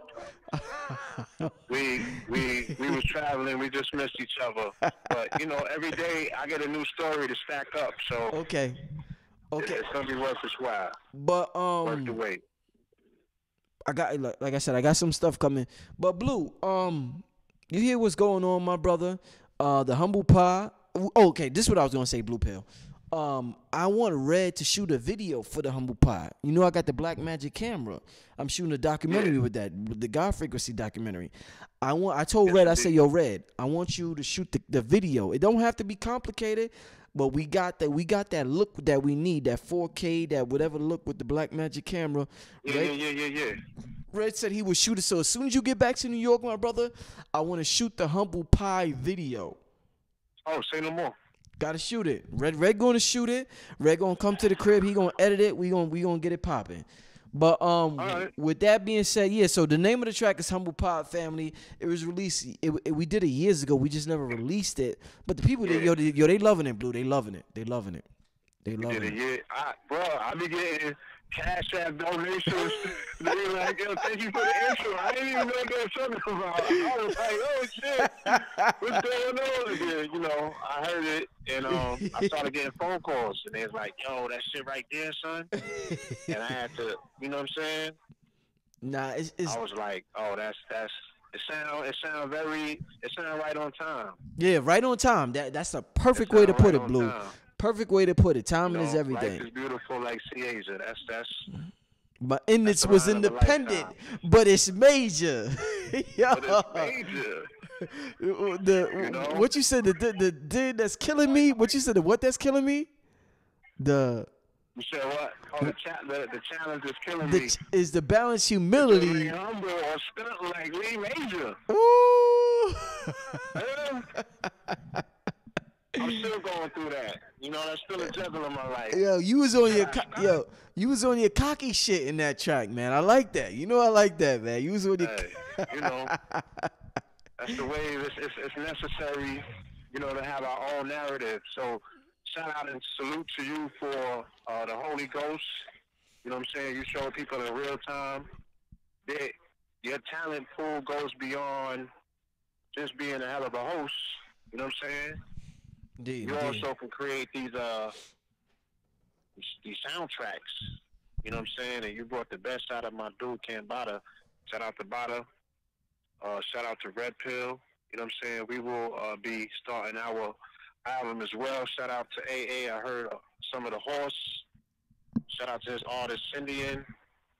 It's a lot of music. It's a lot of music. It's a lot of people like just drawing their own tapestry and really capturing the moments and the times. And I think that's even what we're here talking about tonight, you know, these moments and these times. And, you know, people might not really appreciate these dialogues that we have been privy to and witness to, in particular the Joe Rogan and the Alex Jones. But you got to understand, for somebody like me, that grew up off of Illuminati 666 and, you know, the whole Matrix book series with Val Valerian. We're not talking about the movie. We're talking about the 500-page books that we used to have to read. You dig what I'm saying? Somebody that sat in them classrooms with a Delbert and a Bobby and a Phil, and the shit that they was talking about was wild style, but the passion that they put into that discourse, you was like, yo, I don't really got the facts right now, but I got a feeling these niggas telling the truth. You know what I'm saying? And there's something on that's going on that meets the eye. And for this conversation to now be mainstream, right?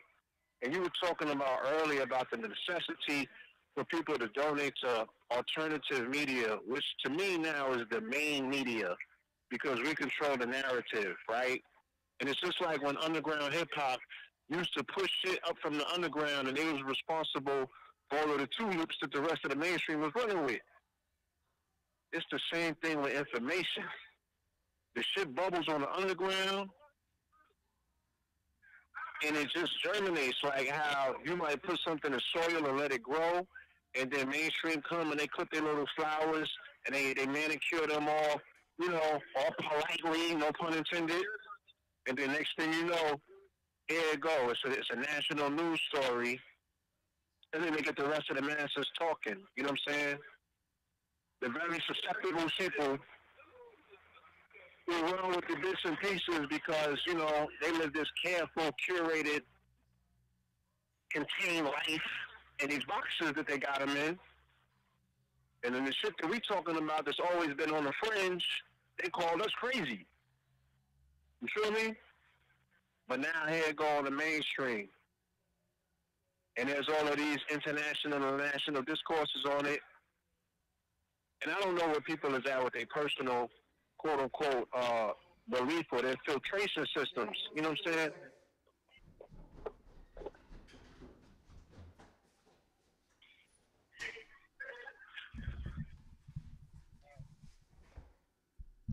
Blue, are you there?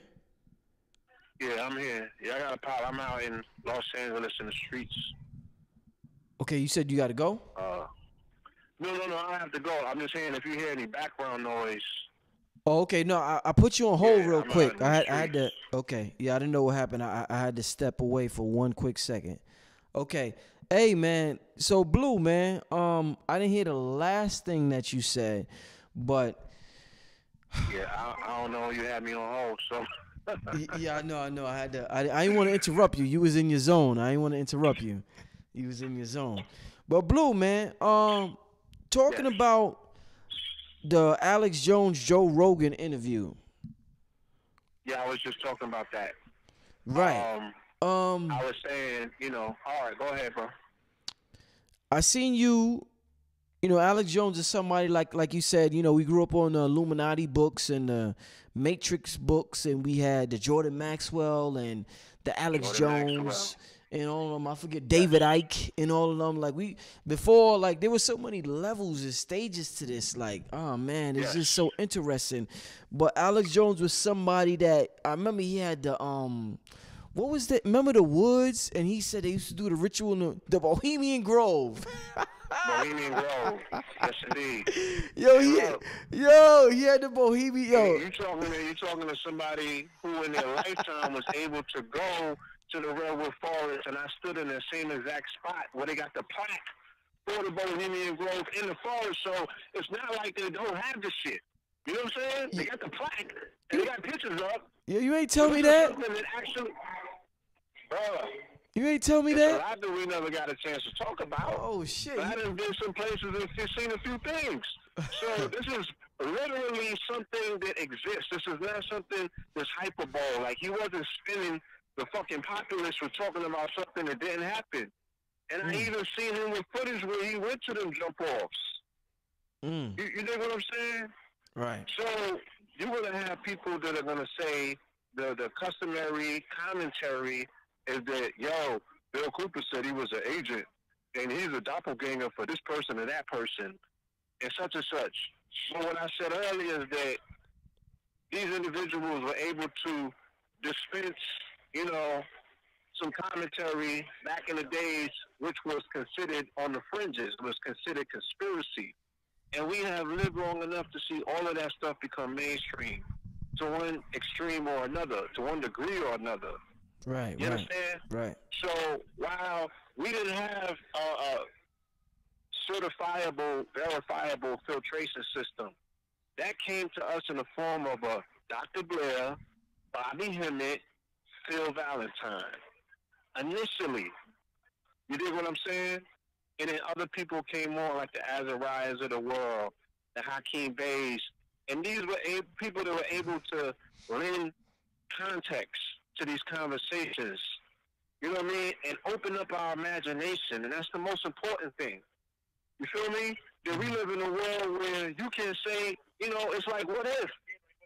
You don't got no idea what the hell is real or not out here these days. Truth is stranger than fiction. Case in point, he was talking all that jazz yesterday on that podcast. But the same day that he was talking all that jazz, they came out with an article that said that they have a humanoid program where they're utilizing rats with baby fetuses, right? DNA and shit like that from baby fetuses to create humanoids out of rats. I'm like, what the fuck is that about? Like, who does that? And this was a government-funded project. That they're doing in the colleges here in California. So I'm like, dude, you can't say what's crazy these days. You just can't. Yeah. We don't live in that type of world. Like, they doing the most. They got the same shit we grew up on in comic books and that you see in the movies is actual, factual, taking place in these labs. There's nothing that's off the table. So, who's to say what? Now, there might be some other particulars that, you know, people might have some information on that they could, you know what I'm saying, funnel low, wrestle with them back and forth to say this ain't this and this ain't that. But for the most part, goddammit,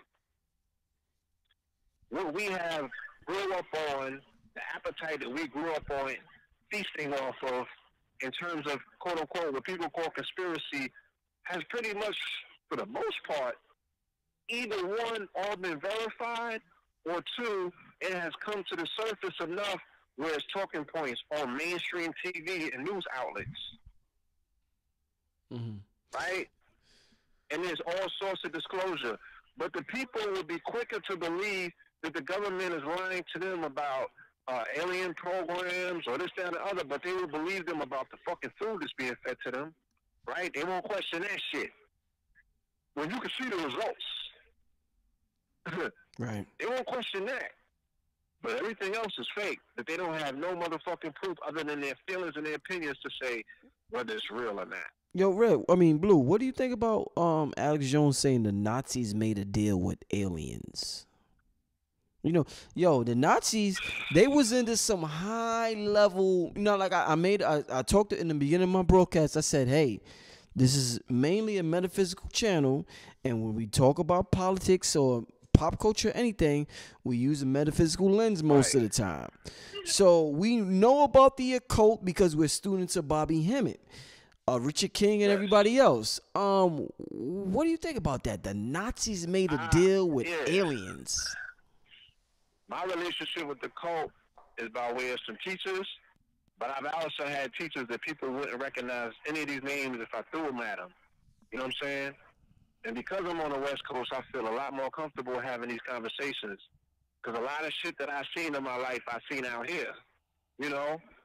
So, I done seen life forms that are very hard to explain. And I told you, I'm not scared to have these conversations, even though everybody's not qualified to hear what I have to say on these matters. Blue. Come on, Blue pill. Time out. Let's get to it, Blue. Give us an example of a life form you have seen, Blue. Let me get on my Joe Rogan shit.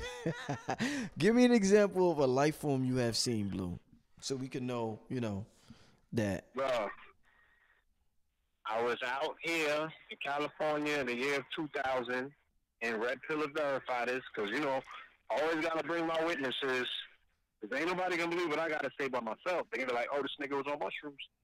But I had some edibles, but I was on Venice Beach, and we were brought there by an elder named Mo Dog. And Mo Dog was with another elder named Mother Sabrina. Now, they brought us to Venice Beach in particular to prove to us that there was a such thing as reptilians. And they said underneath Venice Beach is a military installation. And based on thermal mapping, because, you know, of course, they were saying that these particular intelligent life forms were working with this particular military installation or this military unit. And whenever this individual in particular would pop up, they would know who he is and, you know, the fact that he's there and everything. And these motherfuckers popped up. You know, first they popped up, it was army units. They was in groups of fours. They had on khaki shorts and they had on red rugby shirts with black Oakleys, right? And they would come in groups of fours. And then lo and behold, you know, after we done went through a swarm of these different military units that was posing like they was pedestrians, I run into a figure that was like 6 feet tall, had olive skin. If anybody's seen X-Men 2, when the senator was on a plane and he was dematerializing and you could see veins in his face, like he was motherfucking breaking down, right? This was this particular humanoid form, this figure. Had the thinnest of lips and had a snout that was pronounced. And this motherfucker looked at me like, nigga, I will eat you alive if you scream out here. Because I was, my heart skipped a beat. One, because I'm on the fucking edible, so, I'm just a little bit more hyped than usual. And then I see some shit that, even though I'm out there snooping around, I don't expect to see this shit. You feel me? Mm-hmm. And this shit was not motherfucking real. Like, in terms of what we would call, or how we would typify to say somebody's quote-unquote human or not.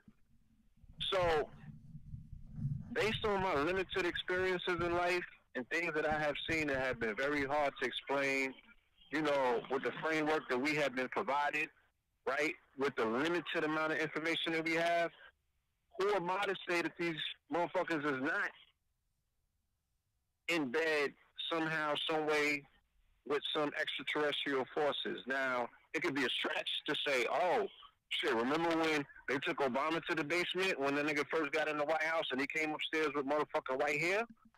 It would be a stretch to say, oh, they showed him the program or he came face to face with X, Y, and Z. But there are numerous other people with accounts that have talked about the presence of these particular beings. And my thing is, like, our people have believed any and every motherfucking thing else coming out of the mouth of a white person, right? For whatever reason. Some people have based their entire lives off of it. But this in particular thing, they refuse to believe, right? Even though they say that this motherfucker, he has an energy that's so diabolical they can't put a finger on it. He can't be human. You see what he do to the animals? You see what he's doing to nature? Nature don't even belong with him. This nigga ain't from here. Where he from then? So who's his daddy? Because it's either them or you. Who his daddy is? Where do we get this license to ill from? Why is he so disconnected from his ecosystem? But dominates it like a fucking predator. What advantage does he have on you? Because you getting beat by your own game by a nigga who's recessively weaker than you? You better motherfucking attribute some help that he's getting to some extraterrestrials, right? Or what does that put you in the pecking order? So, I have no idea where they get the intelligence, quote unquote, that they get. Or the extra motherfucking handle that they, whatever advantage or leg up in the game that they seem to have. You feel me? Mm-hmm. And I'm not a flat earther, so I don't know whether these niggas is leaving the firmament or whether, you know what I'm saying? I don't know if all of them fucking launches is fake or not. You know what I'm saying? Like, because they said what they said about entities and ships and all of that. God damn it. But I seen what the fuck I seen. I've experienced what the fuck I've experienced. And can't none of them niggas tell me that we didn't see that shit. Right? Because I got witnesses for majority of other sightings as well. Where we saw light ships, ethereal light ships. We're talking about light sentient beings. I don't know nothing about, grays and shit. I've never seen nothing like that. Right? But I do see some motherfucker who was 6 feet tall who somewhat looked reptilian. And that's on my mama, and I got witnesses. So, people can believe what the fuck they want. You know what I'm saying? The people are always 5, 10, 15, or 20 years behind the real conversation. Anyway. Blue, how far? But they want to know, what this got to do with reparations, bro? Well, if it is reptilians, how are we going to get the reparations? That's how they work. You know what I'm saying? That's how they dumb down your conversation all the time when you're trying to tell them some other shit, right? Brother, what does this have to do with the struggle? Right. But you was about to say something? Yeah. In terms of what we're talking about with the this whole, kind of forgot the question, but I'm trying to reframe it in my mind as we speak, my brother. But in terms of what we're talking about with Alex Jones and Joe Rogan and the extraterrestrials and all of that, how does this fit into? Do you think when we talk about, since people want to know about the struggle, some people want to know about aliens. There's so many different things to talk about. Do you think are aliens involved in politics? Do you think that's something that, if the Nazis made a deal or the government made a deal, do you think that these, David Icke always says Queen Elizabeth is a reptilian and this one is a reptilian and that one is a shapeshifter. Do you think these species are involved in politics the way that David Icke says that they are?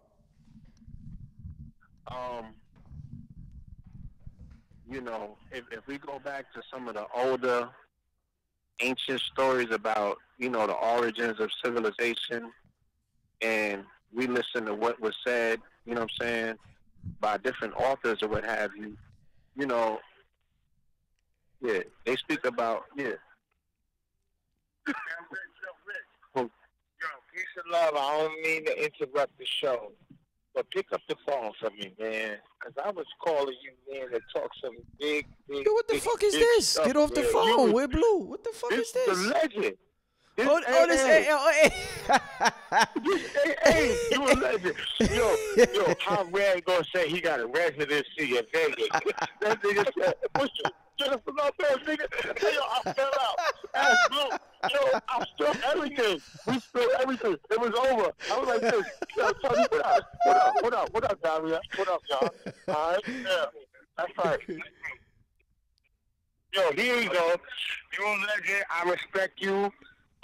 Immensely. I respect you, Rich, immensely. You heard? I'm not playing on your show. I'm gonna call you. I'm gonna call you back. You see children and you see families. I love you, brother. I love you too, my brother. I'm gonna call you tomorrow, my brother. All right. All right.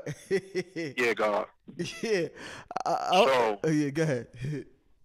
If these initial origin stories, right, we're talking about, there were, let's say, quote-unquote, intelligent life forms that came to this particular planet for domestication programs, right? If you go to South Africa, the stories that Michael Tellinger talks about with the Anunnaki and them coming here to mine gold, right? And initially putting either one, coming into contact with melanated people and putting them under slavery to mine gold, or two, genetically creating those forms. If you want to go into the Marduk story and all of that with Inky. Okay, right. So there's multiple stories older than any of our asses, right? They talk up. If you talk about the Dogon, who don't have an origin story that deals with some sort of extraterrestrial intellectual encounter with somebody who was slicker than us? So Blue, I mean, I guess you agree with ancient aliens saying that the aliens built the pyramids. Then, do you agree with them? Huh? I mean, by you saying that. No, I'm just saying. By me saying this, let's say this, right? If there's such a thing as evolution, right? What I'm saying is that if those were our ancient ancestors 3,000 to 35 to 5,000 years ago who built any of these edifices, technically, we supposed to not only know how to do that shit, but we supposed to know how to do something that he has evolved at. And the fact that there's now a nigga running around that has any of that quote-unquote DNA memory, right, it leaves it to be very suspect. You see the level of artwork that has been displayed in Kemet in all of those particular edifices? Now, I'm not attributing it to aliens. I'm just saying I think that we was totally different people, if you want to go there. And something happened. What exactly that something is, I don't necessarily know. Right? That's the great mystery. Who are we?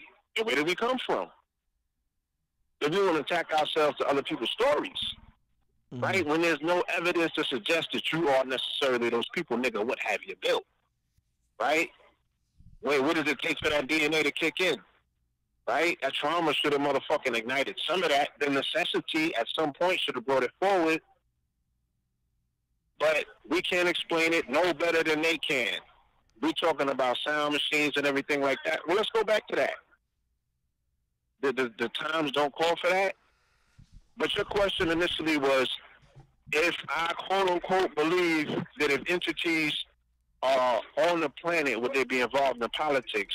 Why not? Why wouldn't somebody be concerned with domestication, right?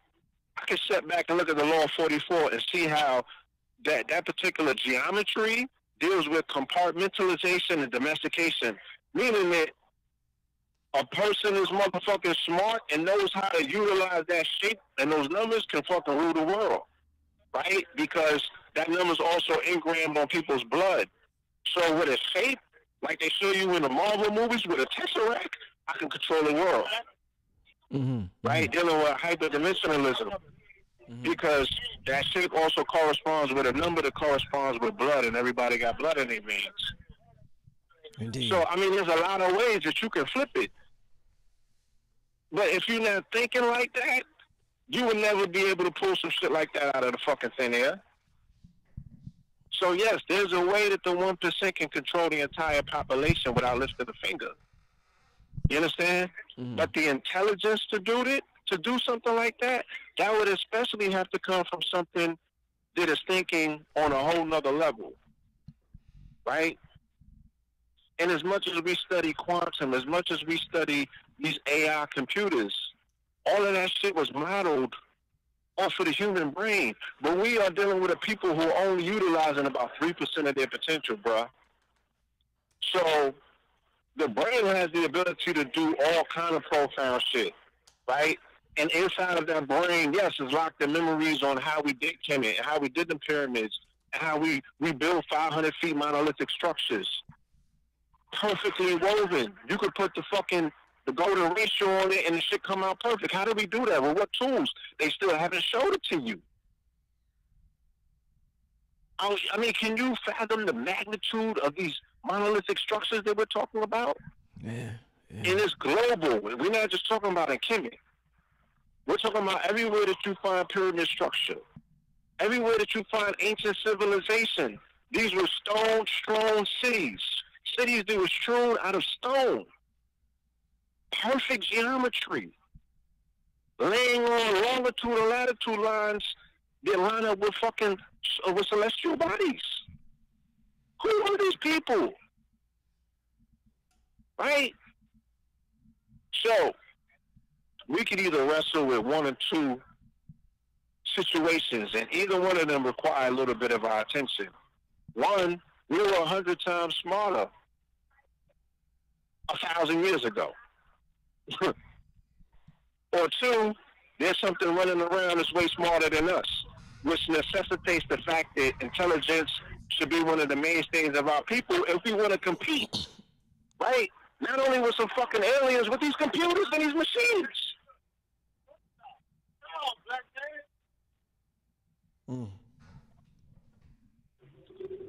That's all I'm saying.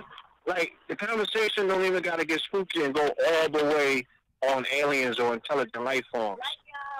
We can go futuristic and talk about these intelligent life forms and forms of these computers that our babies are going to have to compete with. The baby Sirius and Amir and Bella's going to have to compete with in 20, 30, 40 years. When you said that it's going to be an entirely different world, 2030, children will grow up in. 2030. 2030.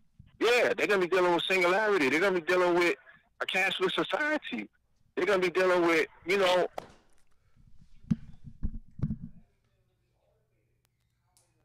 with these computers, with this intelligent life form that's now learning them, right? Or learning us, for that matter. Blue Pill, let me ask you, I'm about to wrap it up because I've been on here a long time, over 2 hours, Blue. Let me ask you this, Blue. In terms of what you're talking about right now and how we're different from our ancestors, I need to get your take on something. I find, because, you know, you study history, and then you try to apply history to what's going on now. And, you know, you're in this know thyself phase in your life where you're just trying to figure out things for yourself, and you're meditating, and you're doing everything you got to do to discover yourself. I personally think, Blue Pill, and I want to get your opinion. I find that me personally, language, and maybe that's why I ask questions more than I talk. Language has been the biggest barrier to me expressing or manifesting, or even, it's like I get these blocks of information spiritually, Blue, right? I get these blocks. They come in huge blocks, huge downloads. Huge downloads. Right. But I don't know how to express it in this language. But I know when somebody says it, I say, that's what the fuck. That's part of the download. But I don't know how to take it from download straight to this language. So do you think language is a part of the huge block that we have on us as a people that prevents us from getting to where our ancestors was? Because they Phil Valentine called it a lockdown language. Go ahead, brother. Yeah, I mean, they didn't utilize this language. You know what I'm saying? But I was speaking to 19 Keys earlier about this, the fact that, you know, our ancestors left glyphs. You know what I'm saying? They left sigils, which pretty much encompassed, in the English language, about 4 words worth of wisdom that you could translate into 1,000 in terms of the transliteration of it. You know what I'm saying? Right. We don't have that contextualized access to those language and those tones. You know, I'm one that quote unquote believes, because of the God frequency, that with a specific tonality, right, that those glyphs open up and start accessing us to different, you know what I'm saying? Different things, different dimensions, different this, different that.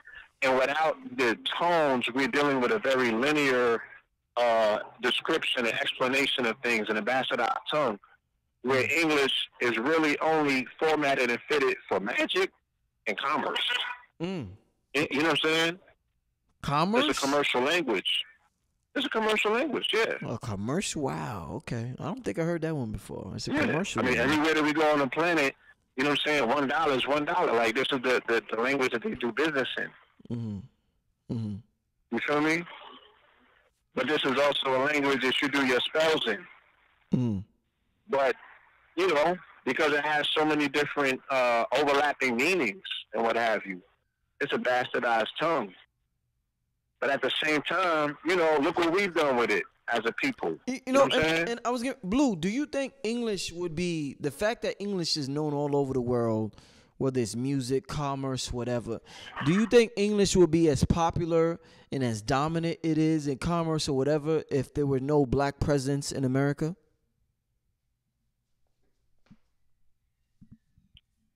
That's a catch-22. Because if there was no blacks in America, you know, then we would question, would it even be a commercial language?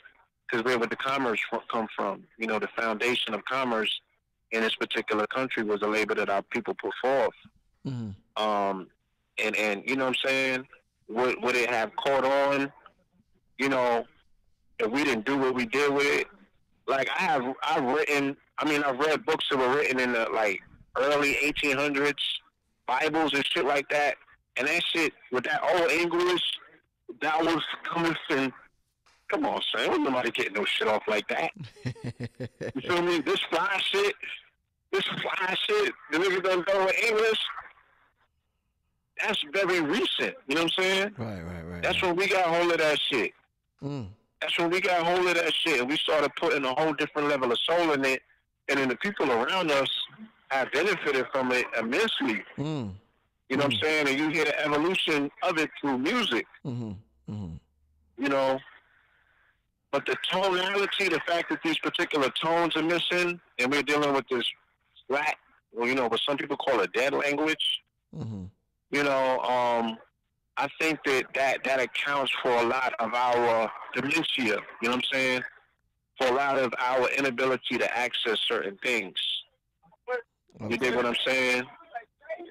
But I mean, you know, when you deal with the adaptability of language and the way that we gravitated towards it and what we did with it so quick, like, think about a Frederick Douglass. You understand? Like when Frederick Douglass was busing, right? Quote unquote African descendants or American descendants of slavery, or because they were slaves at that time, they didn't have access to books. They couldn't read or write. Right? They supposedly was on their Mayweather. Right. Right? But in no time, you know, with access to books, with access to literature, with the ability to write, to read and write, look what we've done with the English language. Mm-hmm. You know what I'm saying? There's 44 parts of the English language, right? In language and music perception takes place in Brodmann area 44 in the brain. That's where all of this shit is taking place, as well as hand movements. Mm-hmm. And the brain equals 44 in gematria. So the only access, even though language is limited, the only weapon that the black man has in America is language.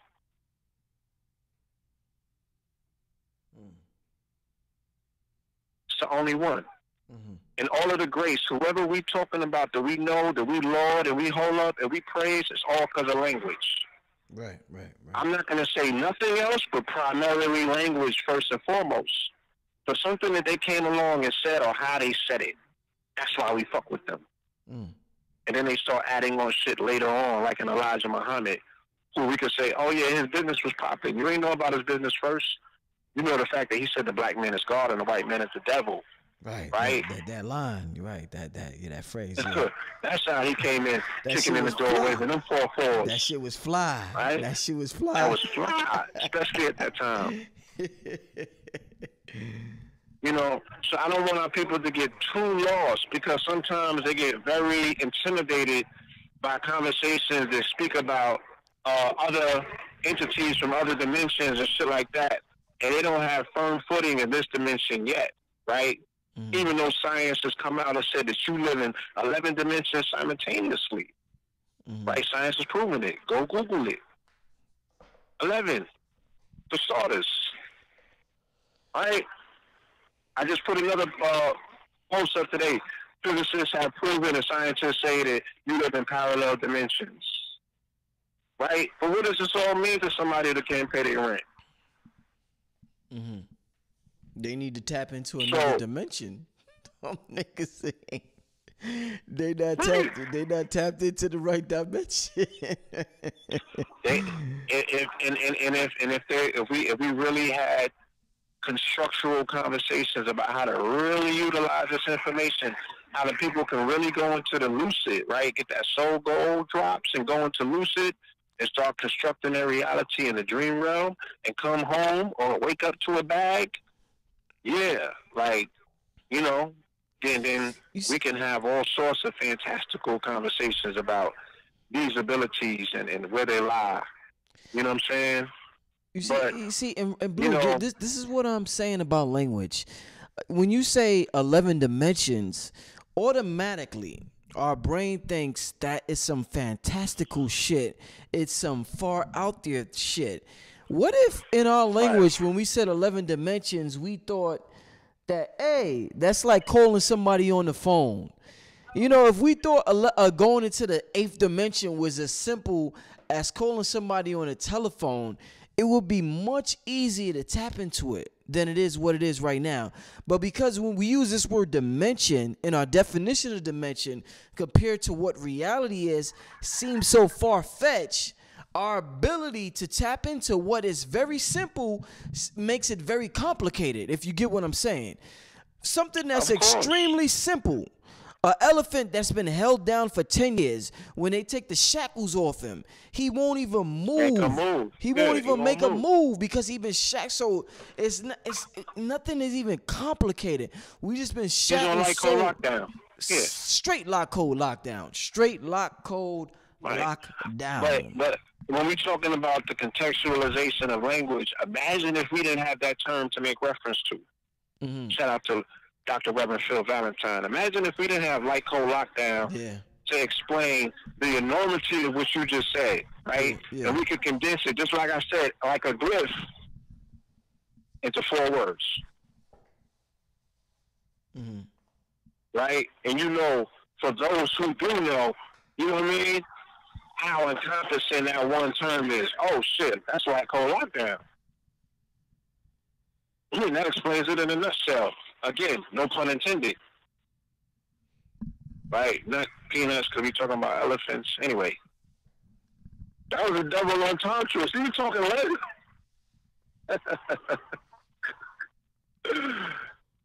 But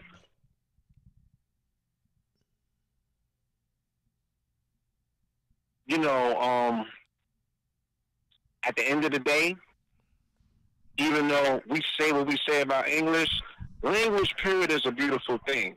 All right, and there might be some languages that are much more beautiful than others. Like I've heard people call what is it, the Adhan in Arabic? You know what I'm saying? That the call for prayer. You feel me? I've heard Wolof. I've heard beautiful tones in language.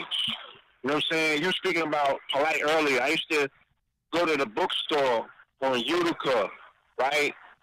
And polite used to do the tones meditations on Saturdays, right? The whole fucking room would be spinning. This nigga's a legend for that. Okay?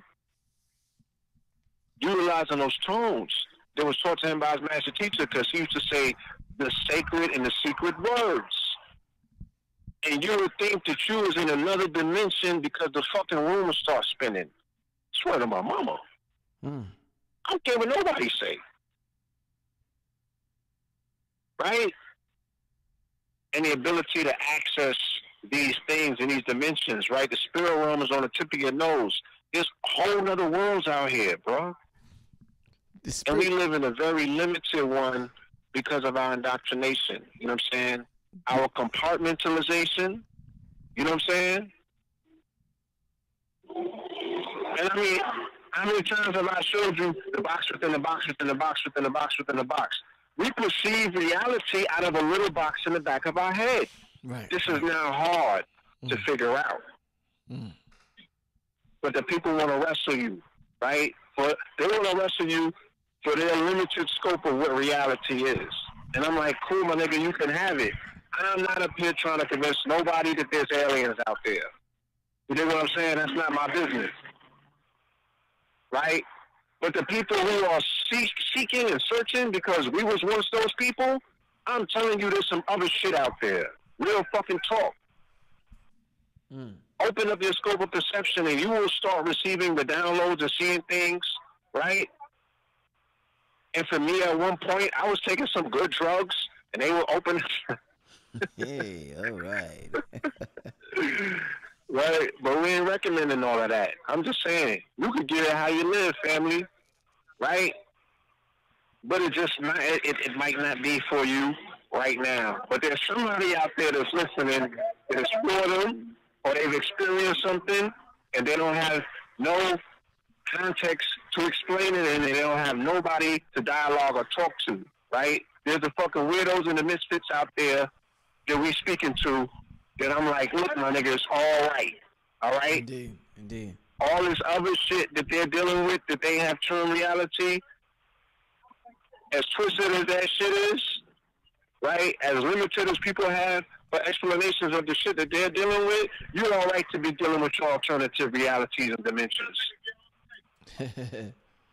Indeed. I'm just saying, look at this shit. This shit is crazy, bro.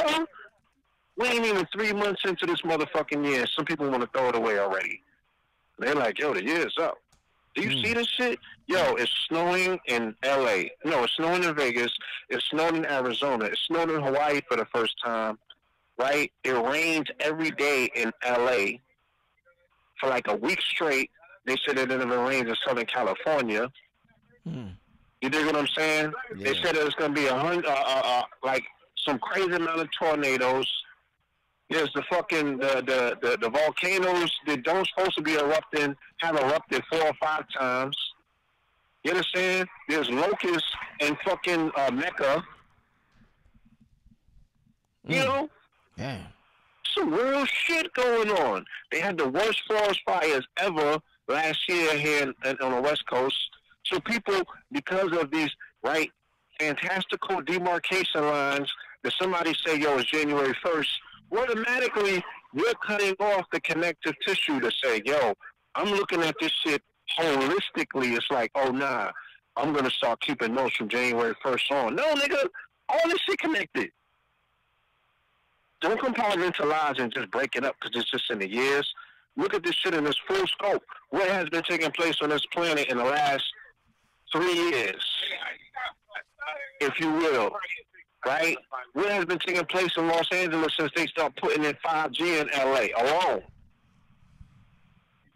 Right? How has weather changed around the fucking country since they started installing 5G? Just to give you an idea or a marker of what this shit might look like. Because this shit is spinning out of control. Right? But on the flip side of chaos is always the potentiality for order. You understand? And that's where the family comes in, you know, who has their mind and their hearts in the right place. And the only thing that we're asking of you is to be open and receptive of change because you're going to need it where you're going. Right? Indeed.